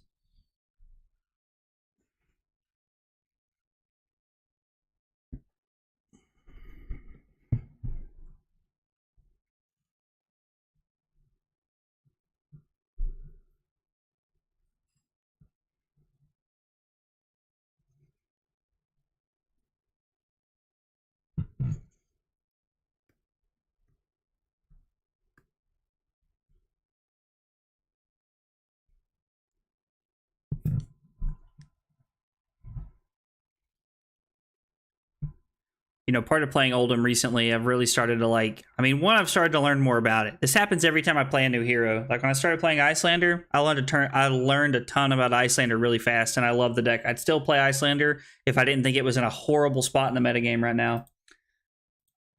Oldhim, same thing. Like Oldhim's been a lot of fun. I've enjoyed I've only played about, I think this is like my 4th game ever on Oldhim. And I'm just really enjoying it so far. Like I think Peace of Mind is a great fit into this deck. Like I think that Oldhim is in a very good spot in the metagame right now, and I just I don't know. Like I'm enjoying playing Oldhim. Nick, you there? Yeah, I'm here. I'm trying to think. Oh no, you're good. It just popped up and said you were inactive, so I was just making sure that you were there. Might have been me that was inactive, honestly. I don't know, from where I was just talking. Like, Peace of Mind slots in so well, and we'll use this turn as a great example. I was able to take 1 from an E-Strike by pitching a blue, using Ironhide Legs, and playing my Peace of Mind. So I took 1, and now I'm able to swing my hammer. So I turned my, it's a 12-point hand, and I still get to have a hammer. Or I still get to have a Ponder token for my arsenal. We're going to go Glacial, then Winter's Bite. Arsenaling this is very good. So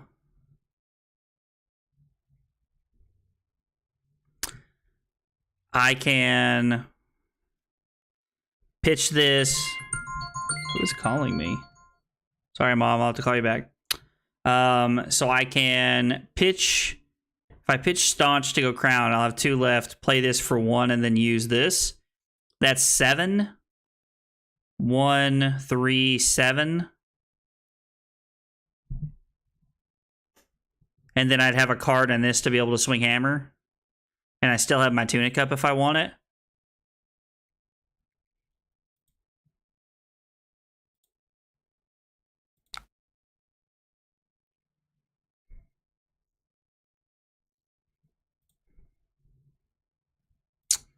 We'll pick Glacial Footsteps.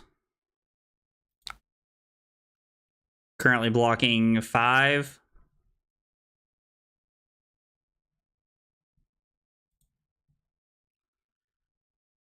One and 4 is 5, 7, 8, 9. We're going to take 1 this way.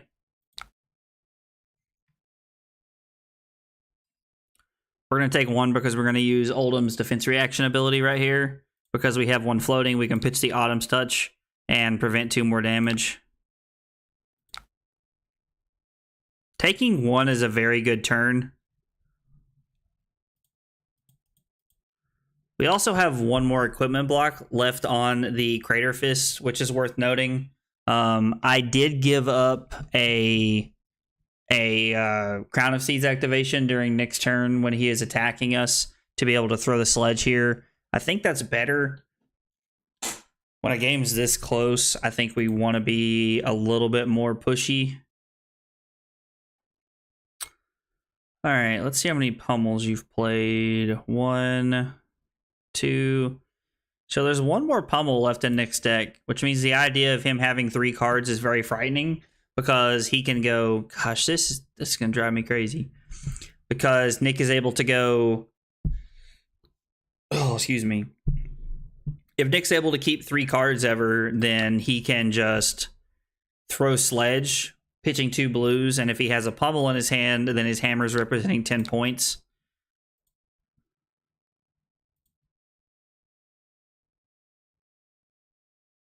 And I just can't find it. So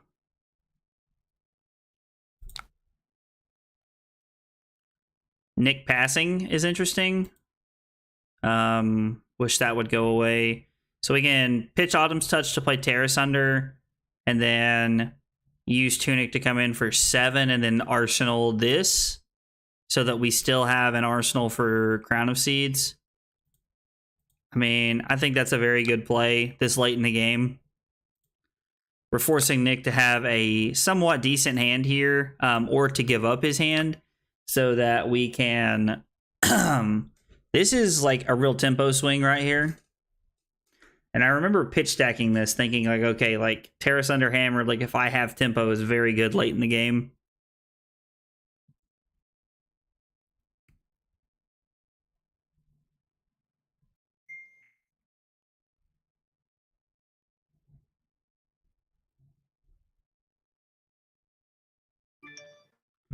Would be kind of fun if we were... Oh, sorry, what were you saying? Before Hammer. Can you swing Hammer one more time? Oh, sorry. Yeah. No, you're good, man. You are good, brother.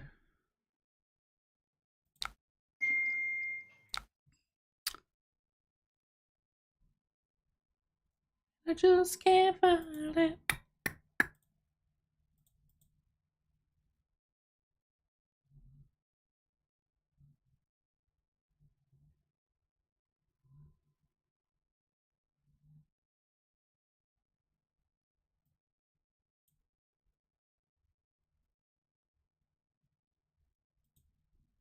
Get up, get up, get up, get up.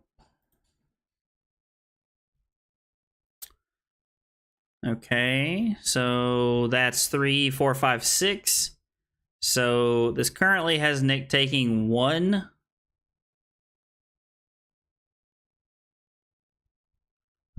Now, if he has an Earth React, this would be a heck of a time for an Earth React here.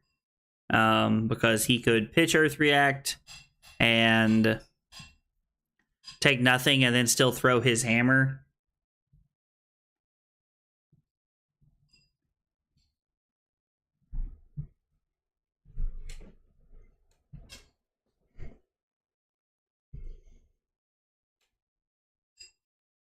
I mean, obviously, barring that one of his cards is that one of the cards he gets to keep is a blue.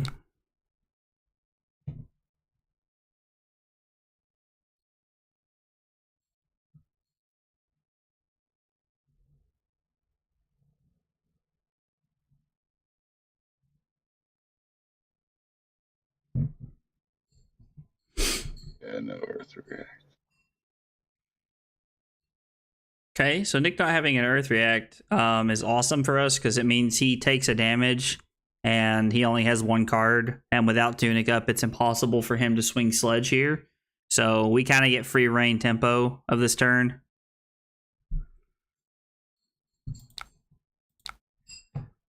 We'll pass and arsenal that.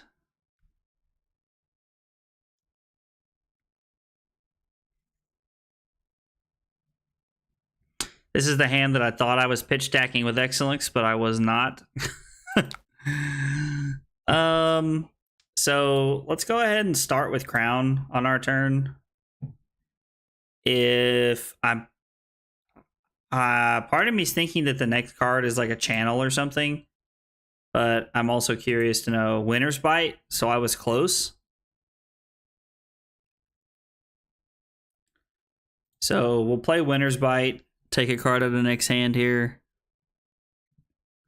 which he probably doesn't really care to pitch anyway, because he's just gonna, if he has a blue that he can spare, he's gonna pitch a blue, and then that way he can still use Crown of Seeds.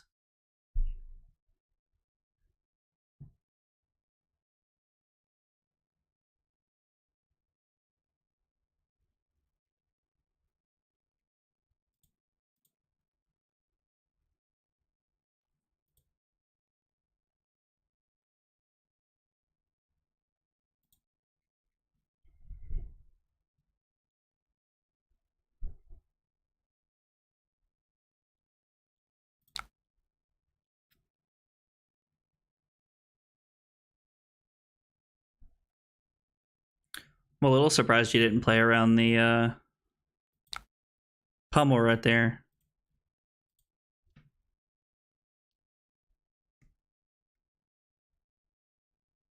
I kind of figured you would. Yeah.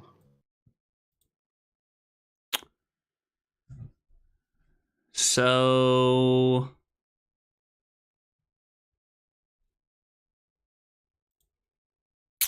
we get to block 4, take 2, go to 2. So we go to 2, and then we get to throw a card that demands minimum 2 cards with a defense reaction, but if no defense reactions, then we're just going to get 3 cards out of Nick's hands here. Nick's hand. Even if he has a red staunch, which I'm pretty sure he's played all of at this point. 1, 2, and then the third one came down here. Yeah. So even red staunch here requires Nick to pitch 2 cards, which means we'd still be getting 3 cards, which means he has no way to hammer us.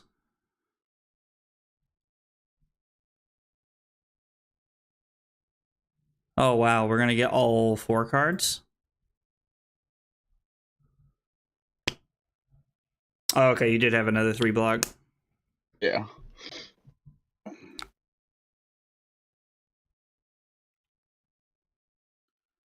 So we get 3 cards, 3 good cards at that out of our opponent's hand.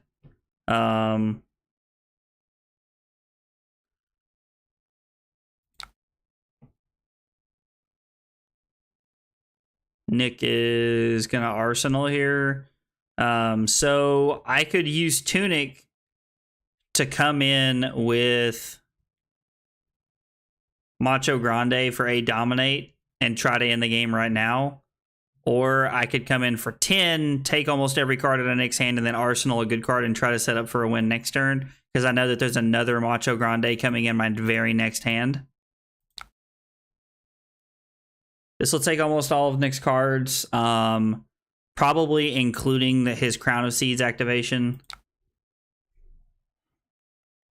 And I can also use Tunic to crown here if I feel like I need an extra card. Peace of Mind is very good. So he has 1 prevention from the crown, 4 from the Peace of Mind, which means Nick needs to find 5 more points. So if Nick finds 5 more points here, he still only has 1 card in his hand, which means he's not able to throw Sledge. Now the Ponder token breaks, and he's not able to throw the hammer because this is at the beginning of your end phase. So once this happens, that priority is come and gone. And then I am in the driver's seat. Here is the Macho Grande that I just said we set up. Now, unfortunately, it looks like I did not set it up as well as I thought I did, because there is no, there's not 2 blues here. I'm going to use Tunic Crown on my turn to see if I'm able to find another blue card, because another blue card allows me to throw Glacial Footsteps with Dominate, which will end the game. I mean, I say that. Oldhim does block very well. It should end the game with Nick being at 1. I just can't find it.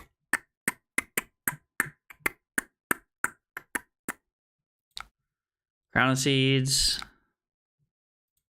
Activate our crown. And we got there, so we're going to pitch these, reveal Channel Lake Frigid. Coming in for 10 Dominate here. Even if there's a Blue Staunch in here. Let's see, Blue Staunch. If he pitches 6, plays Blue Staunch, it's 8, 9 from the crown. And then if he has an Earth card of any color, he can pitch to use his Earth card to activate Oldham's ability. That's the only way he can get out of this. Yeah, because even though the Peace of Mind wouldn't do it from here. Nope. Shoo! Good game, man. That was a Good game, brother. Dude, the mirror is grindy. Yeah. I guess it took us almost an hour. I am not sure what time exactly we started, but yeah, something like that. I wish it would tell me. Like, it used to have the timer on the after match thing, but I don't see it anymore. Do you know where it's at? No. We played 23 turns. That's what it says. Yeah. Was a 23 turn game. And yeah, if I had to guess, it probably took us about an hour. That's crazy. That is wild, dude. It is wild, to say the least. I'm going to get off here, brother. Okay, man. Thanks for the game. I appreciate it. Good game, for sure. Thank you. See you, buddy.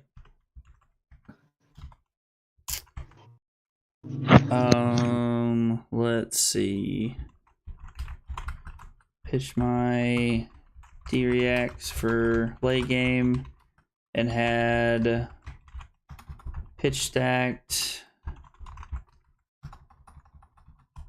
Dominate to close out the match. Okay. Well, Oldhim games are going to take a lot longer to fill up my spreadsheet than everything else that I've played. Okay. All right. Let's see. Let's get Comp CC going here. I'll probably get time for one more game. These games take a lot longer, so like I'm gonna be able to get a lot less of them in. Man, when we're playing like aggro decks, I think the night that I streamed Briar with Taylor against Lexi, I think I want to go first. Yeah, I think I want Stalagmite. Yeah, the night that I played Briar with Taylor, we played 8 games in 2 hours. It was absolutely insane. I don't think I want the remembrance. I think the rest of my cards are fine. I think against Ranger, I think any and every time you play against Ranger, you want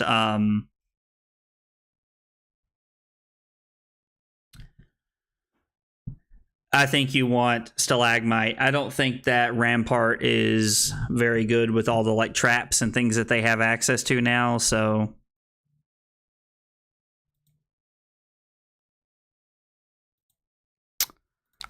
I'm just gonna swing the hammer for 4 here. Like any cards I can get out of their deck is better for me.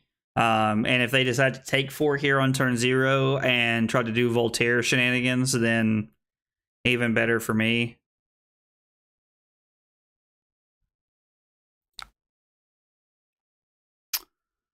I'm gonna Arsenal the Oasis. That's not what I wanted to do. I'm gonna have to figure out when, like, what they have. Okay, so they have the action phase. It says your opponent is choosing an instant. Okay, I'm just gonna have to refer to this anytime I want to know what's going on. It's actually pretty neat that they put that there. I don't want to choose an instant, and then it says choose an action, choose an instant, choose to add a card to your arsenal. Okay, cool. Being able to get Channel Lake Frigid into play would be awesome. I know that's not something that Oldhim does super regularly, but it would be kind of nice to be able to do that.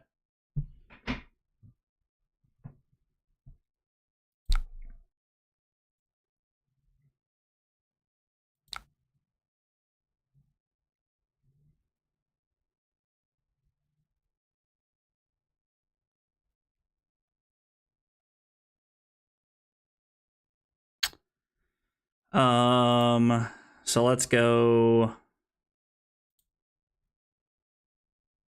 Crown of Seeds.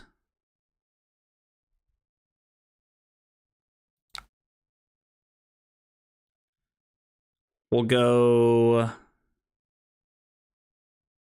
Channel Lake for 4, and then we'll play Peace of Mind.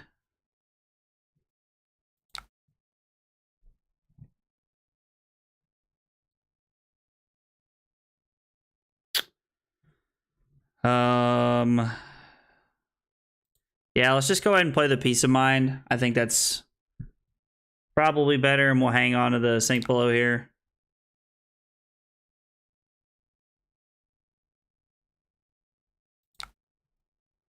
We take nothing.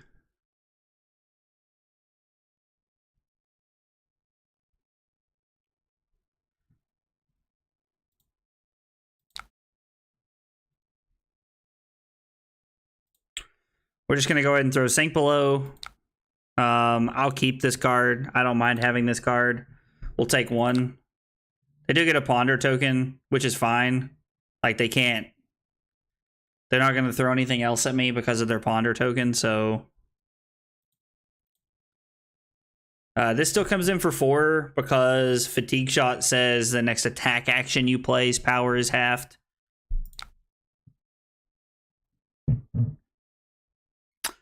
We'll draw a card off our Ponder, and we'll Arsenal it here.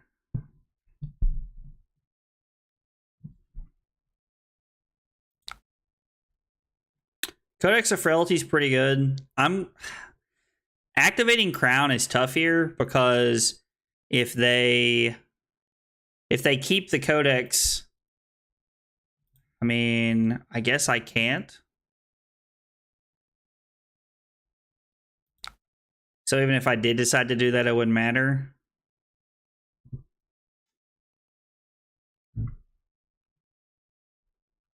Even if I did allow them to play the Codex here,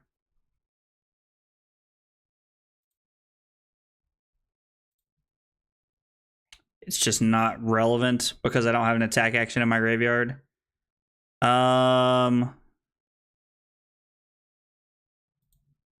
I think, yeah, I'll just pay 1 here. Like, that's fine. I don't really want to discard a card.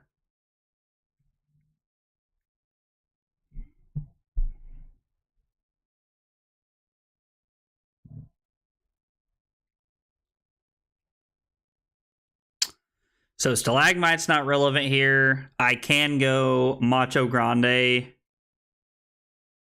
Autumn's Touch. Actually, is it better to go Command and Conquer Autumn's Touch?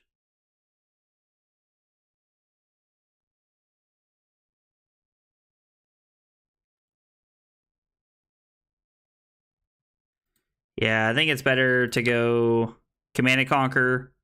We'll activate Oldhim here. Use Autumn's Touch. Prevent the damage. Not that reload is relevant here. Like, them hitting us with this, like, has no effect on the game whatsoever.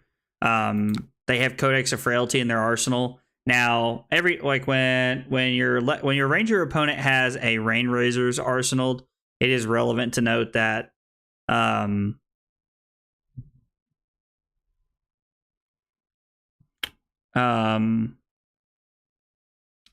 it is relevant to note that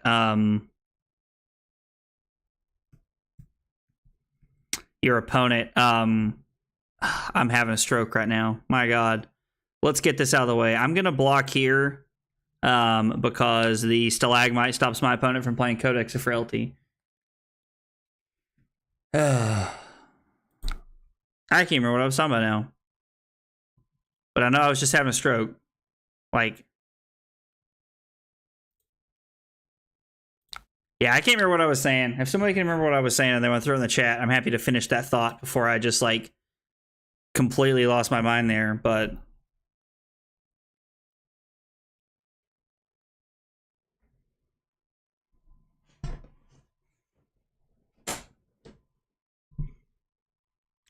play Codex of Frailty.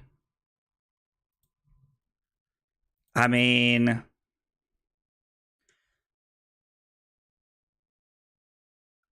my hand is actually, like, not bad because I can just...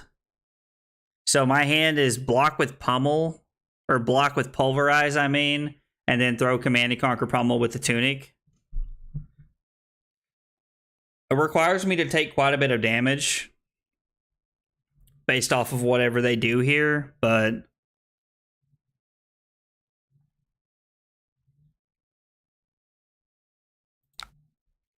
I mean, if this thing hits, it doesn't really matter. Their first attack action costs an additional resource. Okay, so with 2 hamstring shots, we're just not going to have the opportunity here to be able to...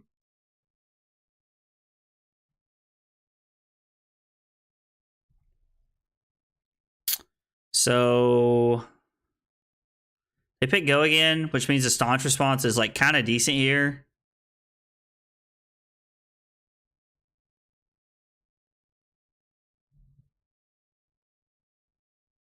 I think I'm just gonna... I'm gonna play the staunch here.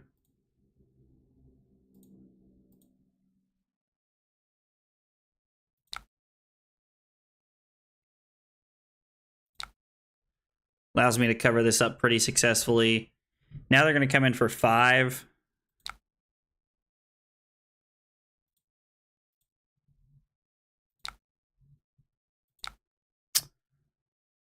And we'll block this out. I mean, the more turns we block out, the better, because at some point they will have a bananas turn where they kind of just, like, go ham. We get rid of the frailty. We arsenal this.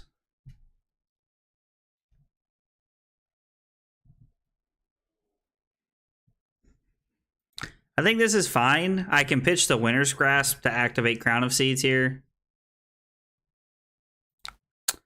I am going to pay Dominate, or I'm going to pay 1 so they don't get Dominate. I do think that, like, Polar Blast actually has relevant text.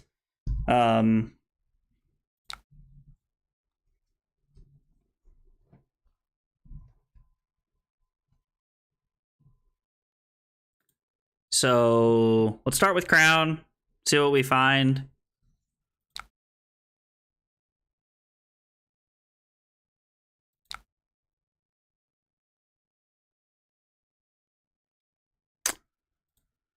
I like throwing the Cranial Crush here.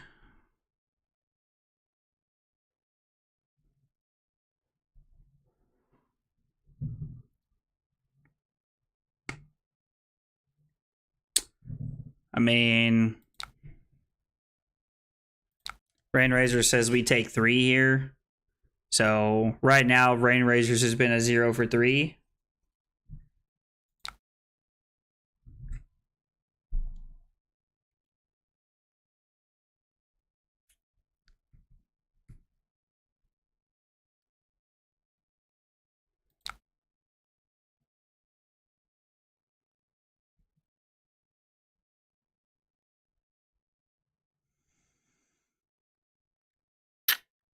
So I am interested in taking as little as possible here. I can just Staunch costs 6, and I'm 1 short of being able to do that. If I had another blue, I could just throw this for 8, which would be awesome. I do have the capability to just block 6 and Crater's Fist here.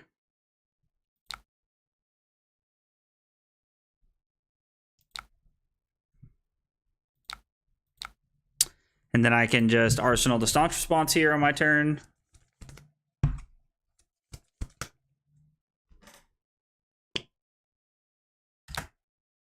Yep. So the on-hit reload is actually pretty relevant right now.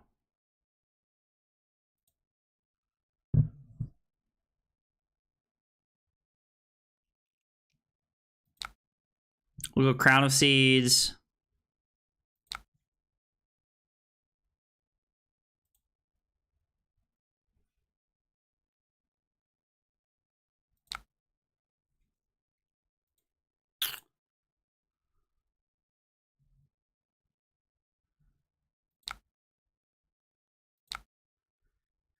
Activate this. We'll have 1 prevention left.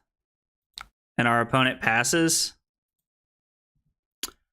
We're going to throw Hammer for 3 and Arsenal the Pummel here.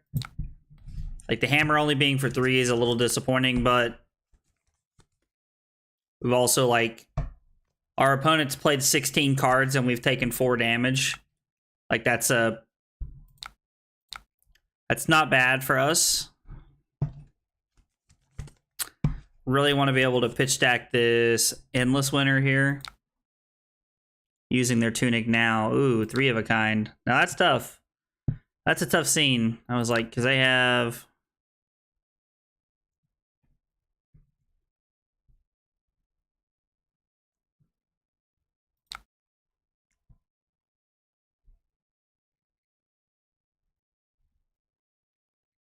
Hits a hero, they lose all card effects and activated abilities until the end of their turn. So we're going to go Tunic Crown to start here. I think this is a great turn to have a 5-card hand.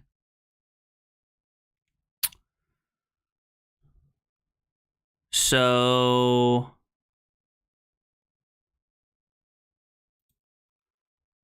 block disable. Kind of wish there was a 2 block in my hand. I mean, maybe we're just using the Iron-Eyed legs here and we're pitching the Command and Conquer.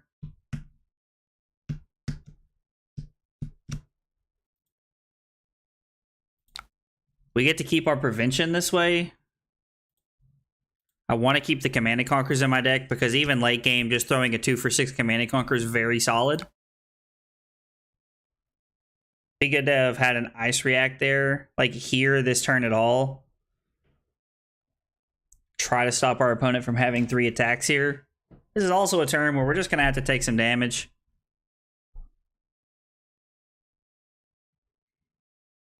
That's fine. I'll take 1 here, and then I'll cover up the Battering Bolt.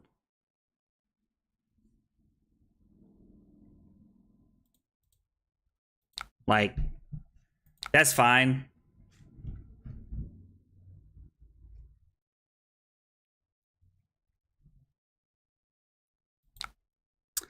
We're just going to pass here. This may not be a fatigue list, but man, let me tell you, it feels pretty fatiguey.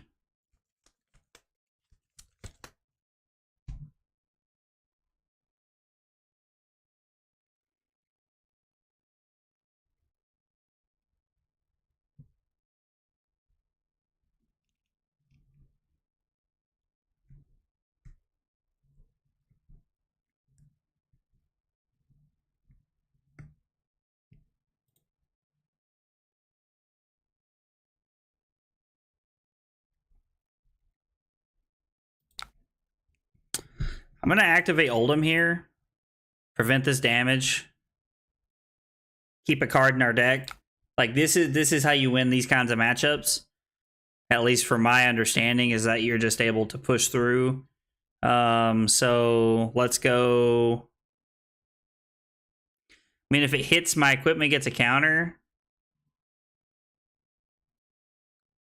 So I'm just going to give them the rest of my equipment here, because if not, they're just going to give this a counter. Now, the Frostbite might be worth more than 1 point here. In fact, if you're doing Frostbite correctly, it on average is very much every time. But I still don't see anything wrong with the line of give them our equipment so that we can protect our hand. Or give them our equipment so we can protect our tunic. Like, I don't know. Like, I would be curious to know, like, what the math is on drill shot. I understand that it's like an extra point, basically.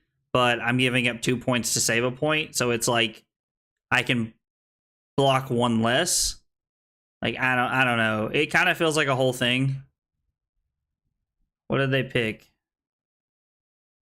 Is go again. So I'm definitely blocking this with 2/3 blocks, because like a Rain Razors here is really bad. They've played one and pitched one.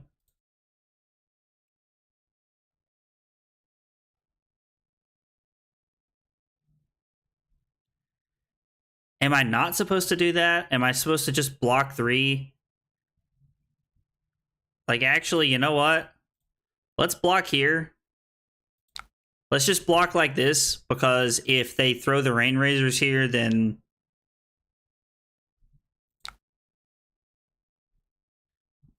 it doesn't matter. And I can just play the Staunch Response. Cover this up completely.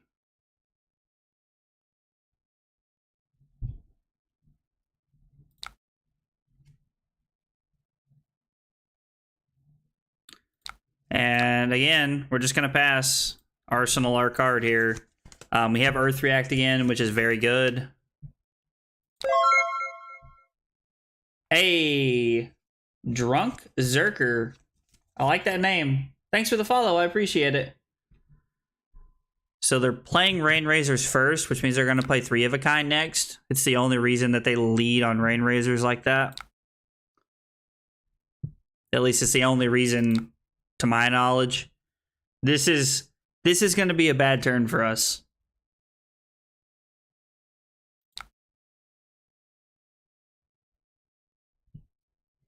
We're going to have to find a way to block quite a bit this turn.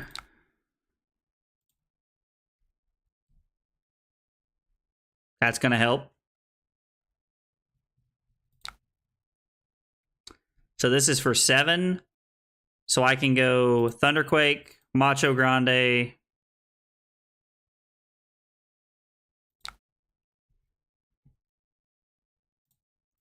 pitch Autumn's Touch.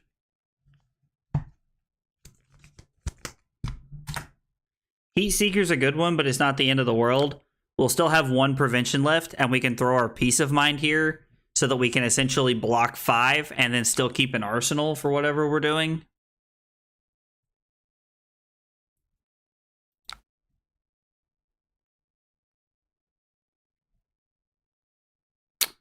Unfortunately, we're not able to cover up the Heat Seeker. So we're just going to pass. We're going to play our Peace of Mind. We're going to take 1. And then our opponent's going to throw Heat Seeker here. They're going to use one of the cards in their hand to come in for 7. We're going to go to 27. Now, it's worth noting that this is the first turn that we've taken more than like 2 all game. And I do think that's important. I think it shows that we're blocking out pretty well. Now, it won't always be that way, because we have seen, I think we've seen 2 Peace of Mind so far. Yeah, I'm going to pay 1. I'll just pitch Debilitate here. Let's see. We've seen a Sink Below. We've seen 2 Peace of Minds. We've seen a Blue Staunch and a Red Staunch. So there's still quite a few defense reactions left in our deck.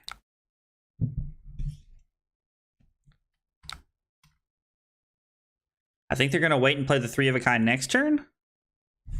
I'm not sure, honestly. I am intrigued by their choice to show me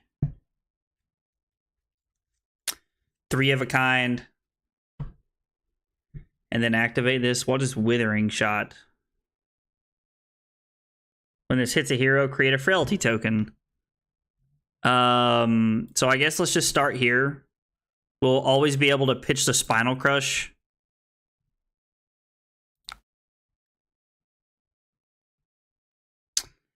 Yeah, I think we're going to do that and then just hang on to our 5 block from here. Plus, keeping a Spinal Crush in our deck is always very good. That is our last Peace of Mind, so we are out of those the rest of the way. But there's still a Sink Below, a Blue Staunch, and a Red Staunch left in our deck, and then we still have all of our Earth React cards that we were using earlier.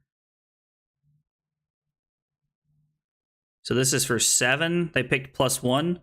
We'll take 2, go to 25.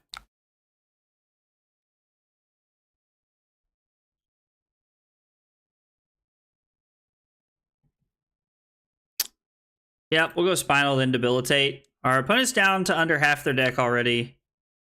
And we just have to make sure that we keep blues in our deck so that we can keep throwing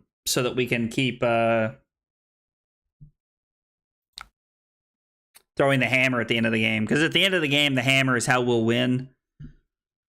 They play Premeditate and then 3 of a kind.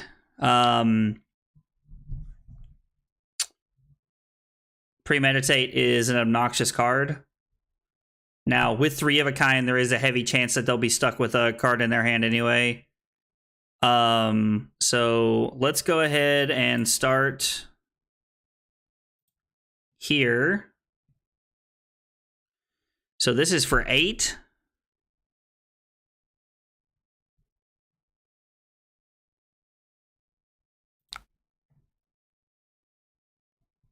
And when this hits, we get a Frailty token. So we'll use our last 2 resources to cover this up entirely. We could Ice React here, but I don't think it's worth from the spot that we're in. This is their last Voltaire activation. They've already activated it once. So whatever they get here is what they got. I know that sounds like a little like duh forehead, but... So Drill Shot for go again. So they're gonna use Bracers here, which means it has to be a 0-cost arrow if we block 5 and Ice React. So let's block 6 and Ice React, force them to have a 0-cost arrow.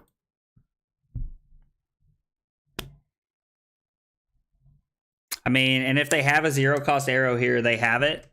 They might have been prepared to play around that with the Bracers. They obviously were. Ugh.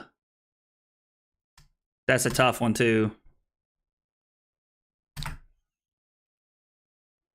Yeah, that was a good one for them to have.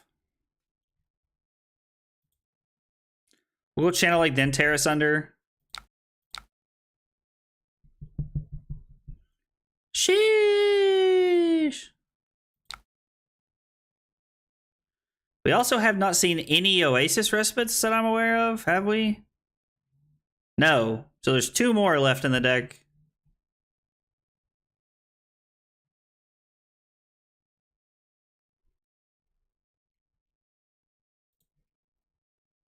So let's just go again because of the Lightning Surge.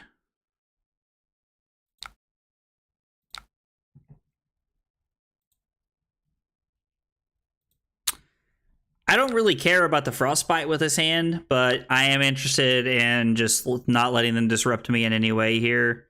I will block with Chokeslam. This is just efficiency blocking at this point. Like, there's not really much of a point to anything else we're doing here. So if I let this hit me, they get to reload their endless arrow and then I can't block it. I mean, I guess I could by throwing Tunic.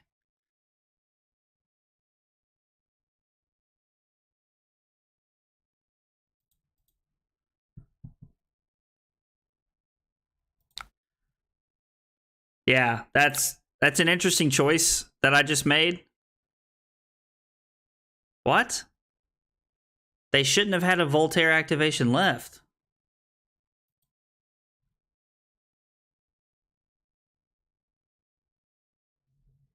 They threw the drill shot last turn. Okay, well, I played myself. I should have, I guess, taken 4 there. I would have saved myself a point.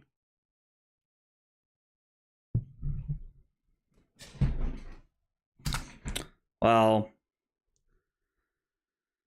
we're going to do everything we can to ensure that that endless arrow doesn't get through this time around.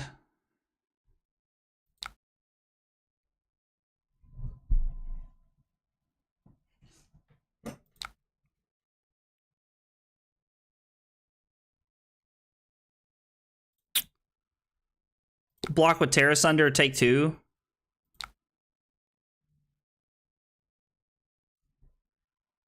Would love to be able to arsenal a card here, but I just don't think that's going to be in the cards.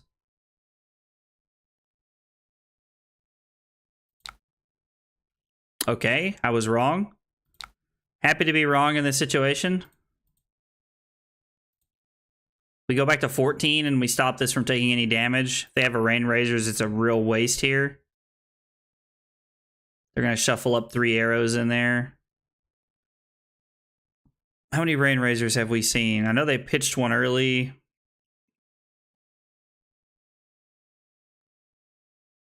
Okay, so there's 1. There's 2. So there's 1 Rain Razors left, 1 3 of a kind. And if they're on the list from Chicago, Naib was on a 1 of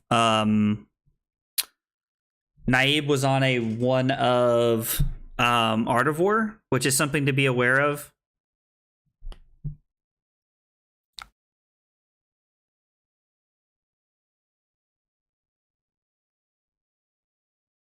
I don't think my opponent meant to play Codex of Frailty there. I mean, maybe they did.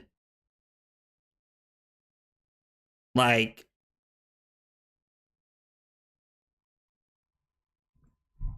I mean, they did have Codex of Frailty. Like, they have a second arsenal because their Lightning Surge is turned face up, so New Horizon is turned on. So, like, they could definitely play that there.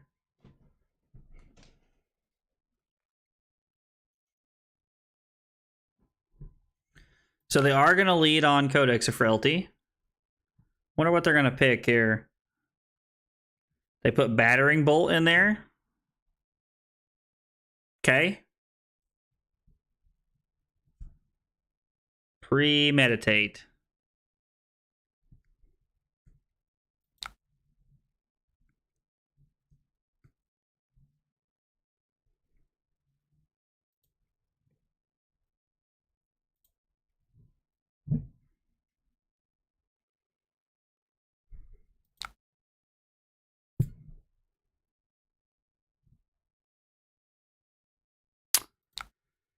So why is this coming in for 9?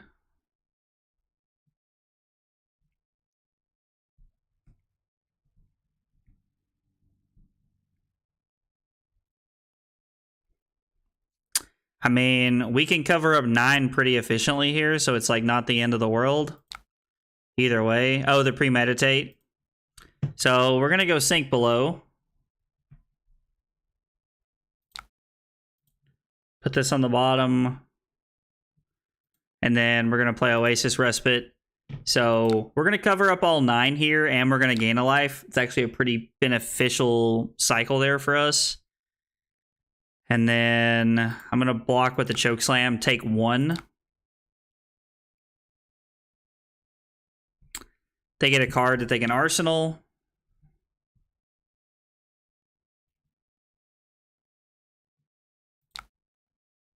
I get back on track for getting to Arsenal myself. So now, let's see.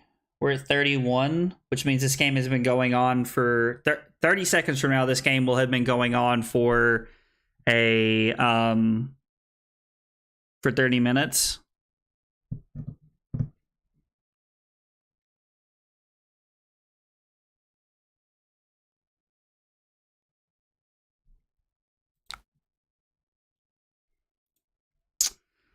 I will pitch. I'll pitch Thunderquake here.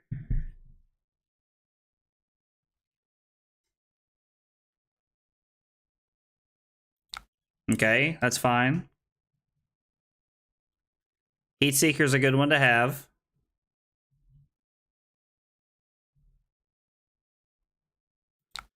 So they undid their bow activation. This is going to be a 3-arrow turn. They undid their action again. Okay.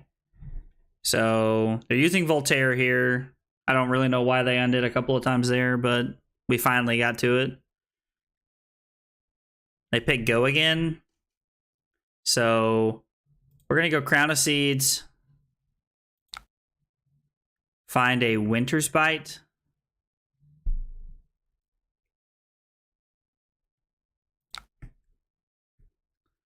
So if I block channel,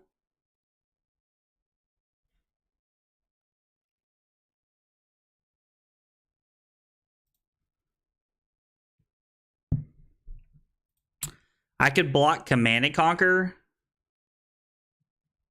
and try to get channel into play. I feel like taking damage to put channel into play this late is just bad.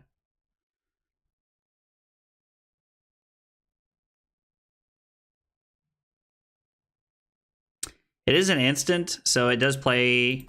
It plays around them having it here, which means I think it's better for me to just Ice React.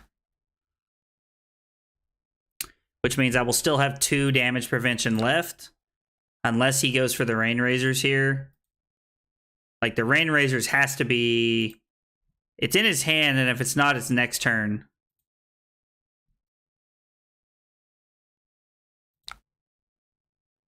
Two prevention. We throw the Command and Conquer. We take nothing. We'll go Autumn's Touch and then the Thunderquake. We got to keep our Tunic counter from last turn because of the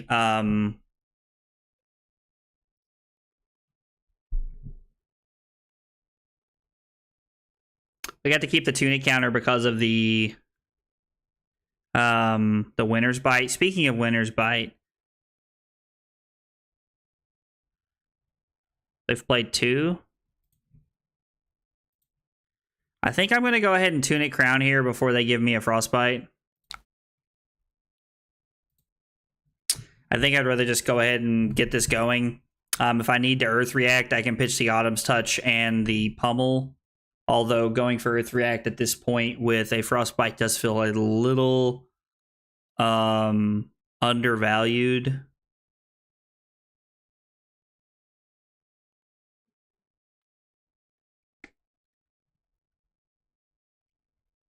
I could play the Staunch Response, pitching the Winter's Grasp.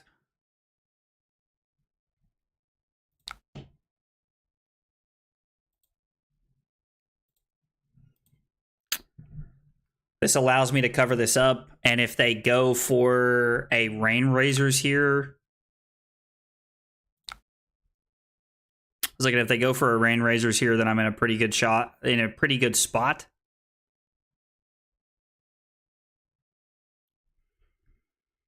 So I go block 3 with the yellow Autumn's Touch, or actually I can just go block with the Pummel. What do they pick? They pick Go again, which means they're going to play the Arctic Incarceration here. So we're going to block here. We're going to use Oldhim. Block all 5 of this. Then they're going to give me a Frostbite. I assume they're going to play the Arctic Incarceration here. Yeah.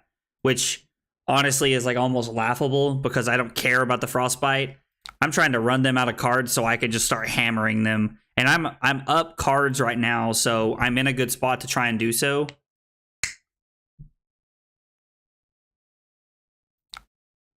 Okay. We'll pitch the Rouse here to Crown to pay for the... This works out very well. I can pay one for this. I don't know the Dominate is like super relevant for them at this point in the game, but I'd rather not mess with it.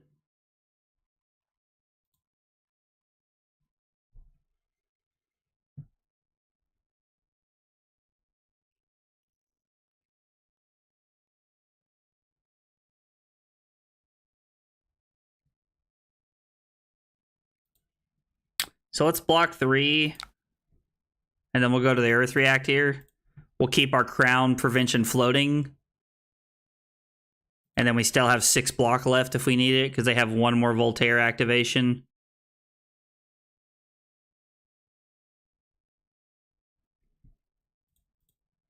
This is awesome because we're going to block all 7 anyway. Like, they're about out of arrows. I can feel it. Like, they've probably got like 4 to 5 solid arrows left in their deck, and we're still at 14. Like, I feel like I am honestly like in the driver's seat pretty strongly right now. There's a Rain Razors. There. Okay, well, there was a Rain Razors up top.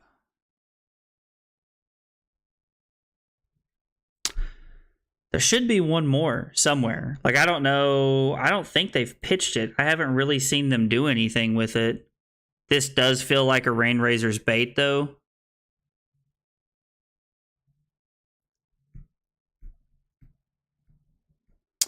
So let's go 5. We got him. Jebaited.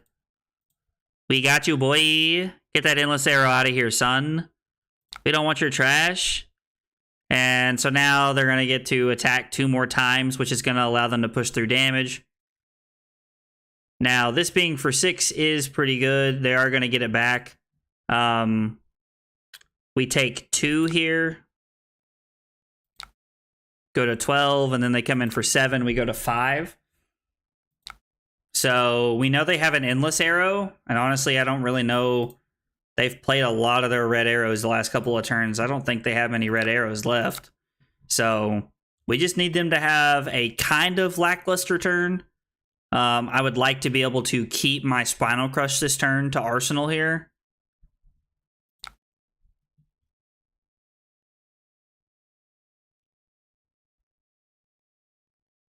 Okay, so they play Icequake.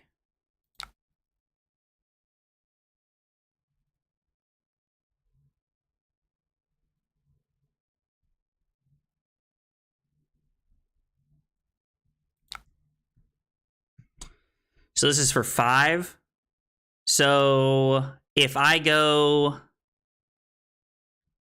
So if they have a 0 cost arrow in their hand, I do risk the chance of losing the game here. But if I block Terra Sunder, Debilitate, Channel Lake, Ice React, they put a card. Well, if they have a 0 cost arrow, they just activate Voltaire at instant speed.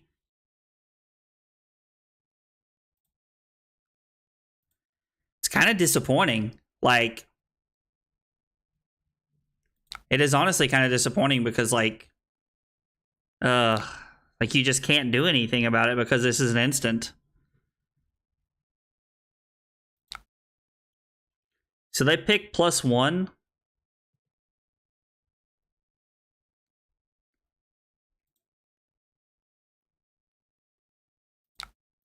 We take 1 here, go to 4, get a Frostbite. And then they pass. I genuinely believe that was a mistake. Like, I know that I was just going to throw that, but I don't understand in what world they think it's okay to give me Tunic Crown of Seeds when they have 4 cards left in their deck. I don't know.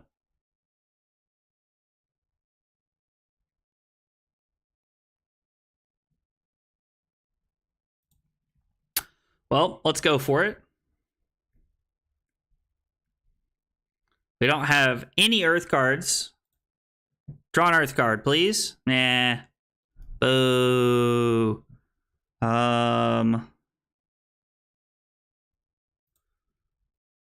We'll block with Chokeslam. I haven't seen them pitch an Artivore or anything yet, so I don't think there's an Artivore left in their deck. I don't think there's like the Miser's one of Artivore in their deck.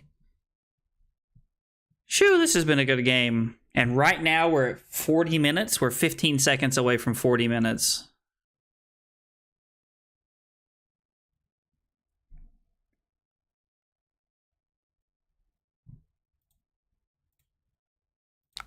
I'm going to block 4 here. Not that the reload is relevant really in any way, but...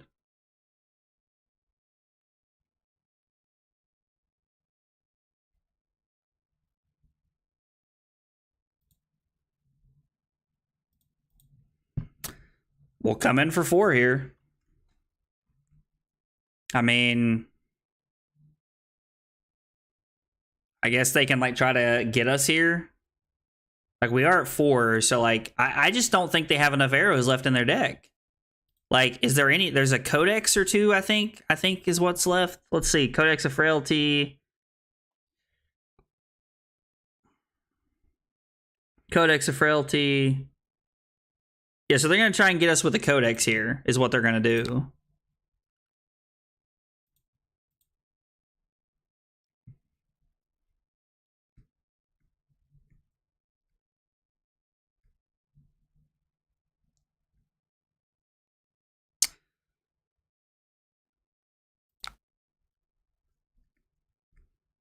So I'm going to pitch the Winter's Bite to activate Crown, and then I'm going to use the Blue Autumn's Touch, and I'm going to have to block 6, and then whatever the other card is. And then from there, we're just going to be pitching away.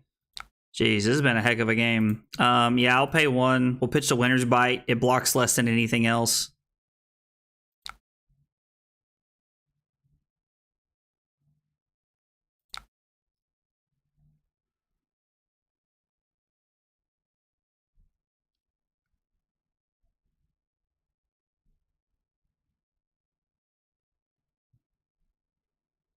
They pitch Arctic Incarceration, activate Crown. I think this is the last turn of the game. Like, if they don't get me here, I don't think they're going to.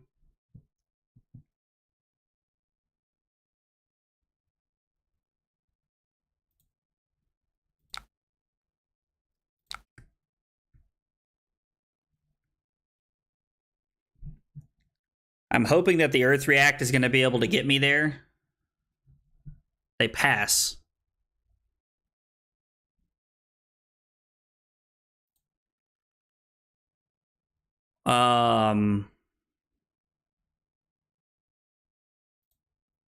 I'm happier to come in for 3.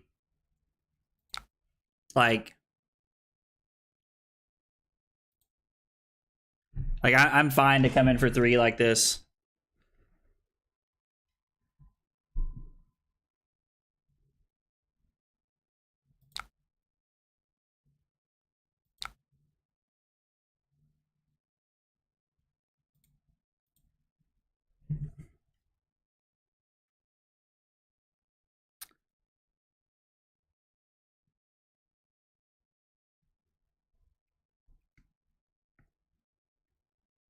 So 3, 4, Earth React is 5, 6.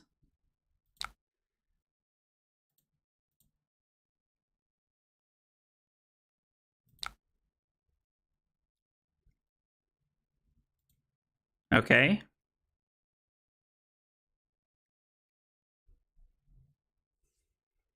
I don't really know why our opponent hasn't conceded yet. Like, the game's over from here. I kind of like, at this point, like, when there's like 6 minutes left on the clock, which is what there would be if this were an actual match, there would be 6 minutes left on the clock. And I counted because I've been keeping track because I wanted to see if I could fatigue. Like, me being as fresh as I am on Oldhim, I wanted to see if I could fatigue a Lexi in enough time. And I was able to, which was, I don't know, it was a pretty good feeling, honestly. Like, the guy who top 8'd the Chicago Realm tournament, playing Ice Lexi. His name's Naib, and he's actually like, I mean, I don't know if I'd call us friends, but we know each other. Like, he's a cool guy. And he lives in Knoxville, and he has made the comment that he thinks people can fatigue, that if you are a good Lexi player, you can fatigue Oldhim, which I think is a bold claim. But Naib's a very good player, so if he says that, I kind of take his word for it. I'm kind of hoping to have him on stream one day so that me and him can kind of test that theory with me playing Oldhim. I want to get a few more games in, though. Like, I want to be like, you know, probably 10 to 15 more games into Oldhim before I can really get into that and really talk about it. So anyway, that was it for tonight, guys. I appreciate you guys coming by and hanging out. Appreciate the new follows. I'm trying to think. I might be back Thursday night. If I am, it'll be like 10 o'clock-ish. It'll be like kind of late when I get on. Excuse me. But if not, I will be back Saturday. We don't really have anything going on this weekend, so I'll be back this weekend, and I'll see you guys then. Take it easy, guys. Have a good week.